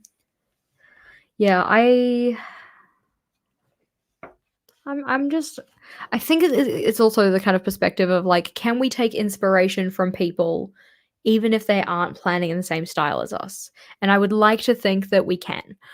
So I love seeing different styles in terms of journaling, mainly for thinking about like, how could I use this in my journal, even if it isn't the same thing that I usually like to do.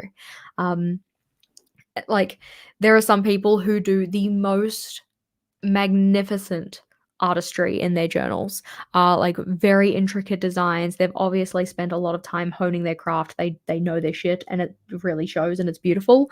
But I am not willing to take that time to do that level of artistry in my journal. Doesn't mean that I can't get inspiration from their layouts though, exactly. Yeah, take inspiration from many creators and make it fun and turn it into things that are actually going to work for you in your journal. That's what the aim of the game of here.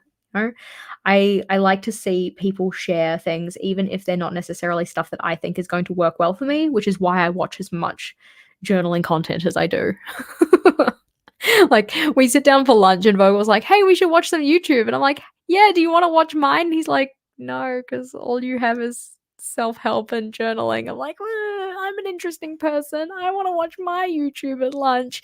But no, we very rarely do because he's just not as interested in that as I am. But that's okay. So, anywho, we got the future log, work schedules, the study plan, the topic outline, the project planning.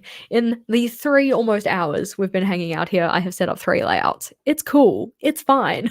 But it's also the kind of thing that, like, because this one is going to be a video based on the size of a journal, it means that the variety of layouts that we can make are very wide.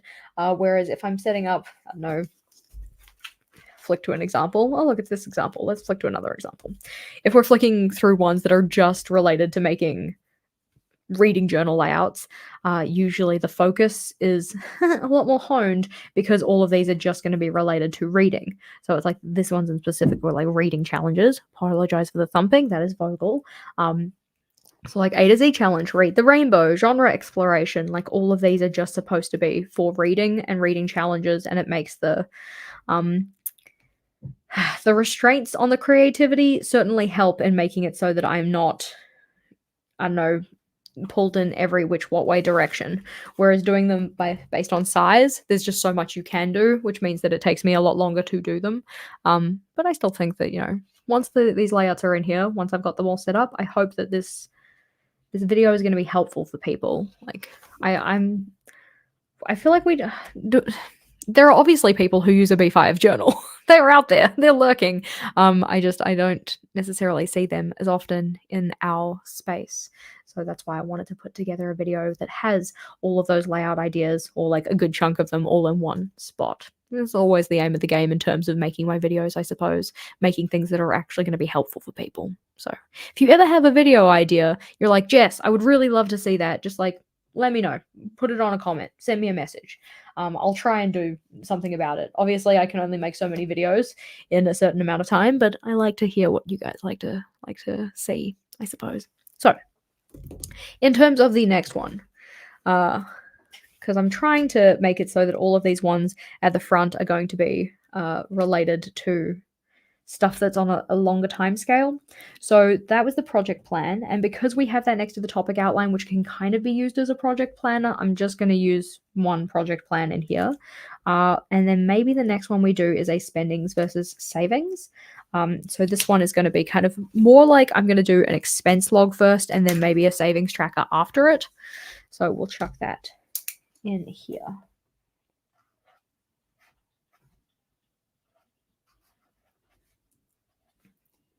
Expense log, because I think that using a B5 as a budgeting book would be a good idea.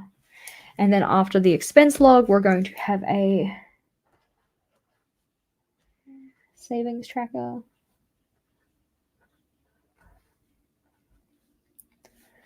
And then after the savings tracker, see, because this is the thing, like, when I give myself the restriction of like, ooh, layouts related to money, now I'm like, oh, I want to set up like 17 different layouts just related to money.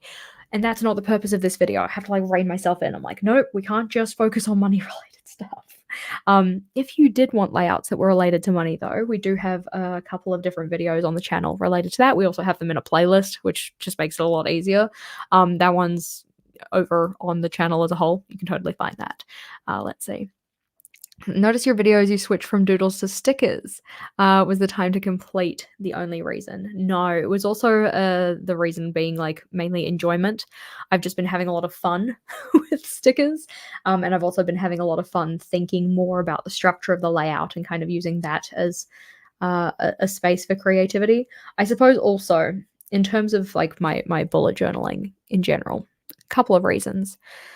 When I first started, I wanted to do things very much based on like doodles, like stuff that you could create just with like pens and things like that. Because in my mind, I wanted it so that my content could be recreated by anybody, regardless of what supplies they had. Because I feel at the time, most people in our community didn't have either access to a lot of a variety of supplies, or I just didn't want to kind of endorse having to have very specific things to create specific layouts. But I feel like as a community, we've kind of moved on from, oh, you must use this black pen to do this layout, otherwise it doesn't work anymore, kind of a thing, to more of a space of like, I can do a similar theme but not have to use the exact same stuff as you. I can do the similar style layouts without having to use the specific washi tape that you've used. So now I'm kind of, opened myself more up to the ability to use those supplies because I don't feel like I have to present ideas where people like only have to use a black pen to do them, if that kind of makes sense. So that was part of the reasoning. Another one is that my journal has always been a kind of creative outlet for me. So when I was teaching and stuff like that, my creative time would be done in my journal. So doing doodles and drawings and stuff in there was like how I expressed my creativity, I suppose. Now, as I've stepped away from teaching and I have kind of like reclaimed some time, it means that I can do creativity things in different outlets. So I don't have to just do my creativity through my everyday journal. For instance, I have, my reading journal and I get to do kind of creativity stuff in here. And I found that doing kind of like a more scrapbooky type style with like layering and papers and stuff has been really enjoyable. And that's why we've had a couple of setups recently that have featured that kind of layering style because I have been enjoying it. I guess it's kind of like, in a way, not setting as many restrictions on how I do my journal setups and kind of just, I'm going to say, following my joy in a way, which sounds a lot more woo-woo than it needs to. But effectively, like, I've been getting a lot of enjoyment out of using the PET tapes and using stickers and stuff like that and putting those into my journal. So that's been kind of part of the reason as well. This is like a mixed bag, whole bunch of different reasons behind it. But at the moment, I have been enjoying that more. But um, yeah, love the layering look, not quite gotten the hang of it. I will say that I have certainly gotten better at it now as I've been doing it a bit more, but yeah, I do still find it to be something that is a bit more, challenging. I find it challenging. So on this expensive page, I'm gonna put some of this down the bottom because I think it's kinda cute, and I wanna use these somewhere. So I'm gonna put those in here now before I forget that I want to do that. Um, but yeah, it's been nice also, like, for instance, the washi tape shop, which does have, like, worldwide shipping or something like that. I think it ships to at least most places, and, like, the availability of that is a lot greater. Also, you have, not just the washi tape shop, you also have places like Journal Say, which I have come to really, really like recently. They're probably one of my, newest favorites. They have a lot of really great different tapes and stickers and stuff like that, but they're also a decent bit cheaper than the washi tape shop is. So if you find the washi tape shop to be restrictive in terms of price, that's also a good option for being able to get really nice decorative elements. So I think that while originally I was kind of on team like, oh yeah, I'll draw everything myself so that people can recreate it without having to have the supplies, now maybe I'm kind of edging more towards like, people can recreate this regardless of the time they have to be artistic in a doodling kind of way. Like, I stand by the fact that I think that everybody is creative regardless of whether they think they are or not. It's just that your type of creativity might not be the type of creativity that is like drawing stuff, if that makes sense. Um, I know I'm rambling here, but hopefully you're picking up what I'm putting down. Like, but yeah, so we're gonna stick this. Notice the gradual shift in my decoration style, and you're a huge fan of it. Yay! Yeah, it's the nice thing of like we don't have to be static. We don't have to do the same thing all the time, kind of a thing. And I have been appreciative of people like not ragging me out because you're changed. You're not the JashiiCorrin we used to know, or anything like that. Sorry if you can hear whale noises in the back. Vogel was yawning, but it wasn't me. But yeah, doodling is both time and skill dependent. I think that's the thing, right? Like, I I look at some of my previous layouts that I've done, where I did do more doodling and stuff, and I kind of think to myself like, oh god, I can't do that. Like, okay. Let's look at an example. We'll look at an example. We're gonna go with this one. So, thinking about the time and inclination to do certain layout styles, like this one here, I loved this. I loved doing this. I felt and still feel very satisfied with how this turned out. But if I think about doing this now, nah, man. Like, it's a no from me. I felt very good about how these ones turned out. I also find that like something that I enjoy doing very much now is including more of that decoration in my dailies. So while previously I would spend a lot of time doing like the doodles and decoration for the kind of first pages of the setup, like, the quotes, the covers, all of that kind of thing. When it came to doing the decoration on the dailies or weeklies or whatever I was using, mainly weeklies, I wouldn't really continue the decoration. I'd keep the same heading and font style. I'd keep, borders and boxes and things like that. But in terms of the decoration, I wouldn't continue with that. Mainly because it was more time and labor intensive and stuff. Whereas if I use stickers and washi tape and stuff like that, it is literally slap down sticker, slap down tape, which is a lot less time intensive, which means that I can have more decoration in my setup, which does spark joy. I like having the decoration there. It makes me more inclined to use my journal. And if I can make it so that the time spent to do that is lesser, then that will also spark joy too. Yay! Joy! Put all of these little pieces of plastic to the side. So, but yeah, I hope people aren't too sad that I don't really draw in my journal. I've also noticed like other creators are kind of doing a similar thing, like Tori from Creative Minds Coffee Grinds. What a good egg! Like her layouts used to be a lot more doodle heavy, and she's kind of gone more towards stickers and stuff. And I know that she's talked about it previously, that it's kind of part of like a creative burnout type thing. But I know she's also finding more fun and creativity and stuff in doing her crochet work and making her little plush creatures and things. So possibly, like, I don't think she said this, but maybe it's that in part she's finding her creative outlet has changed from the journaling space to that. This is all hearsay. Do not think that this is a verbatim quote from her or anything like that. This is just me hypothesizing here, but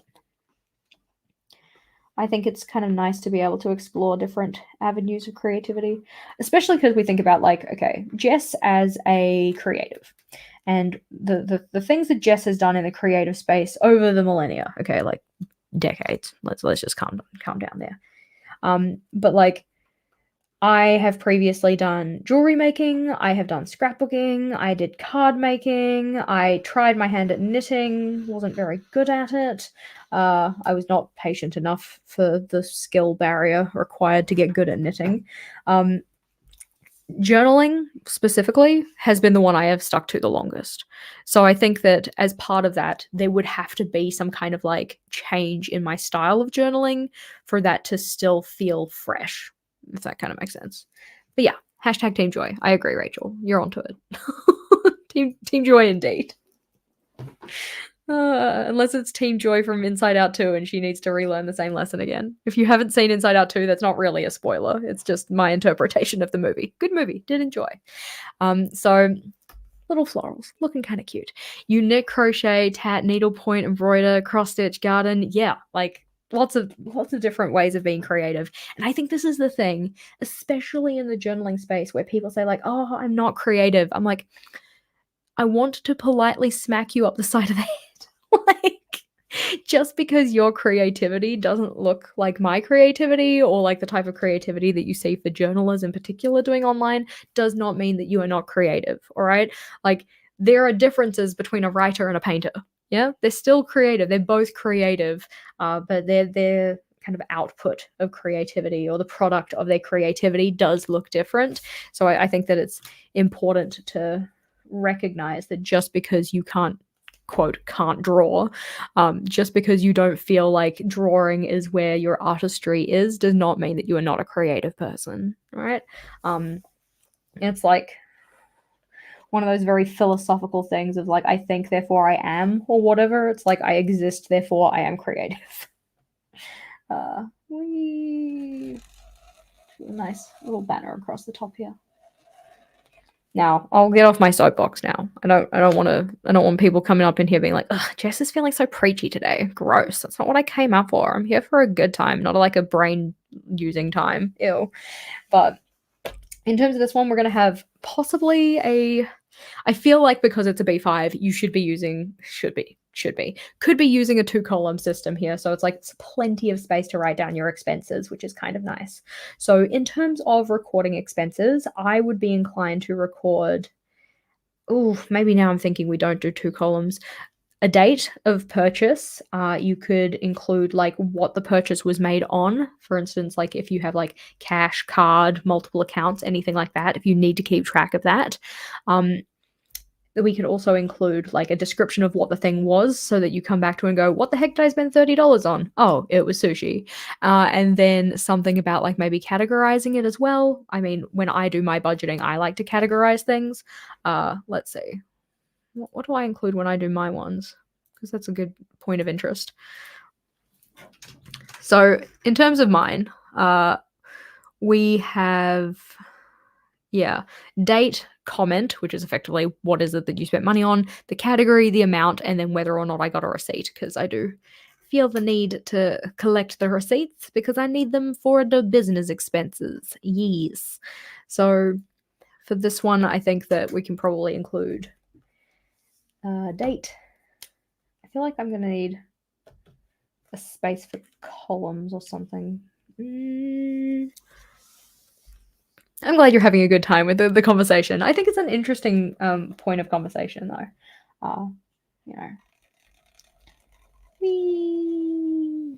It's kind of like when people ask me, like, "Oh, when are the vlogs coming back? And I feel guilty about it because I would love to bring the vlogs back, but I don't have the time to do them.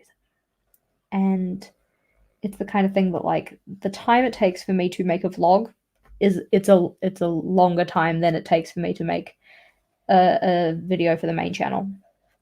And then as part of that, the time taken doesn't have, I'm gonna say it doesn't have the payoff. It's not necessarily what I mean. It doesn't have the same, like, monetary payoff in particular, you know?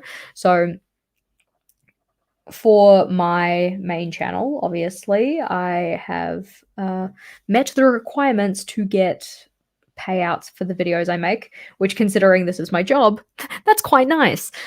Which means that, like, you know, the ads that run at the start of my videos, when people watch those, I get a payout from that. If people are watching with premium, then it, you know, I get some kind of, like, slice of the pie, not a major one, but, like, you know, something. Because notably, if you have premium, you probably watch enough YouTube to watch a decent amount of YouTube. So it's not like I'm getting, like, anybody's full premium payout or anything like that. That would be very generous of YouTube, but that is not the case.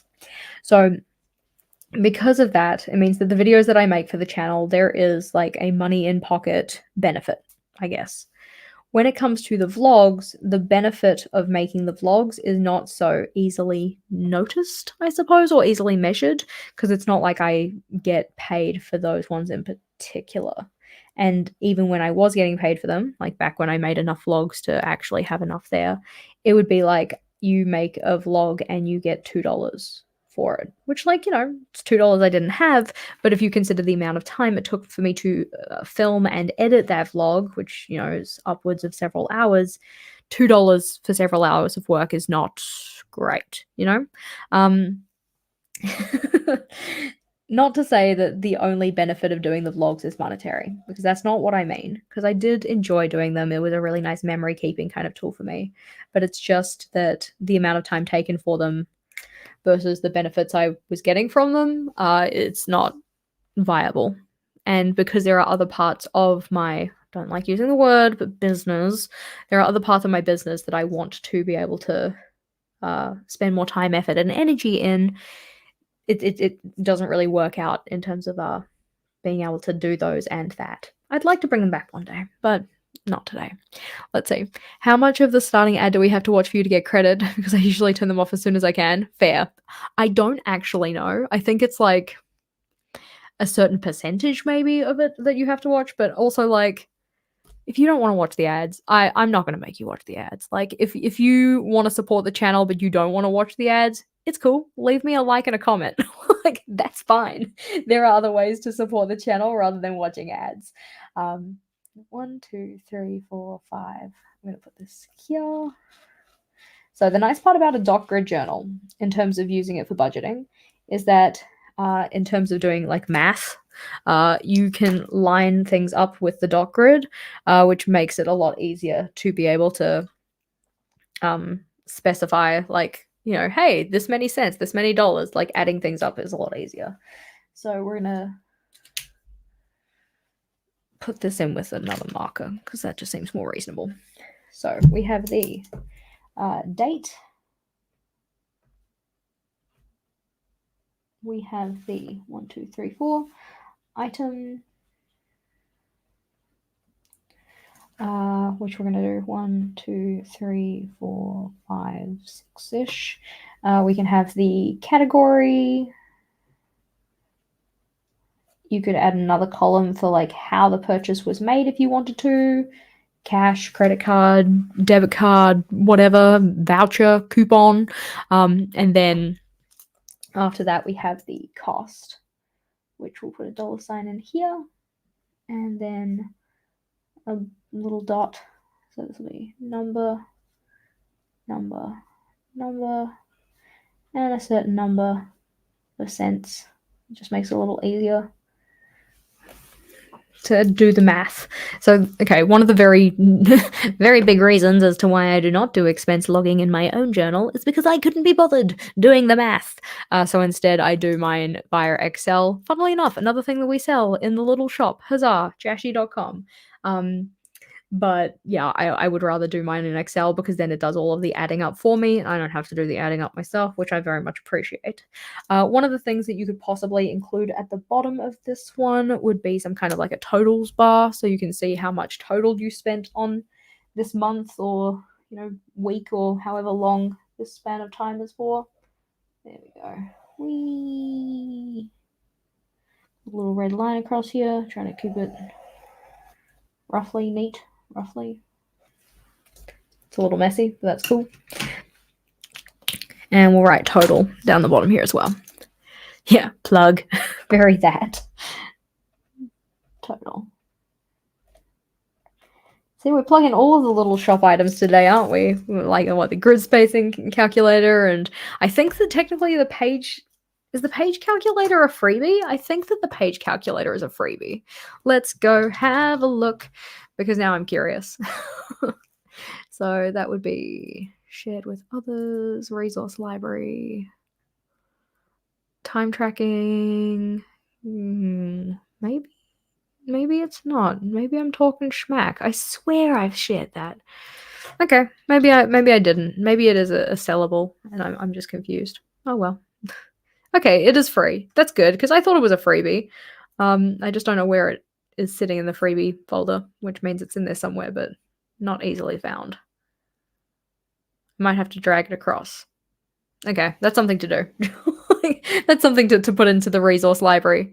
You have it. Okay, well, see, I'm glad that somebody has it. I'm going to go and make sure that it's in the resource library because I feel like that's something that would be valuable for people.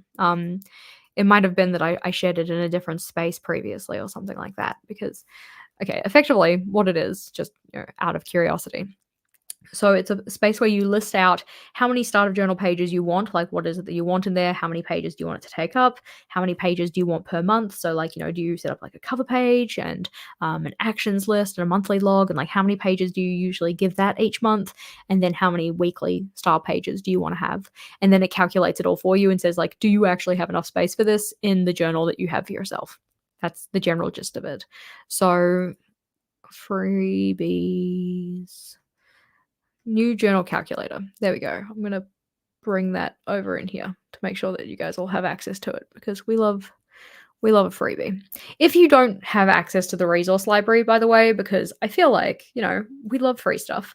We love savings.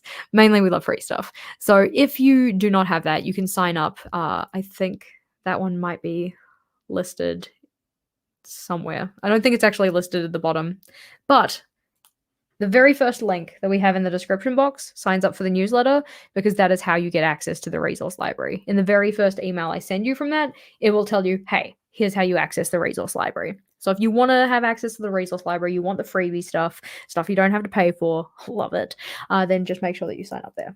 First link in the description. Anywho, so savings tracker.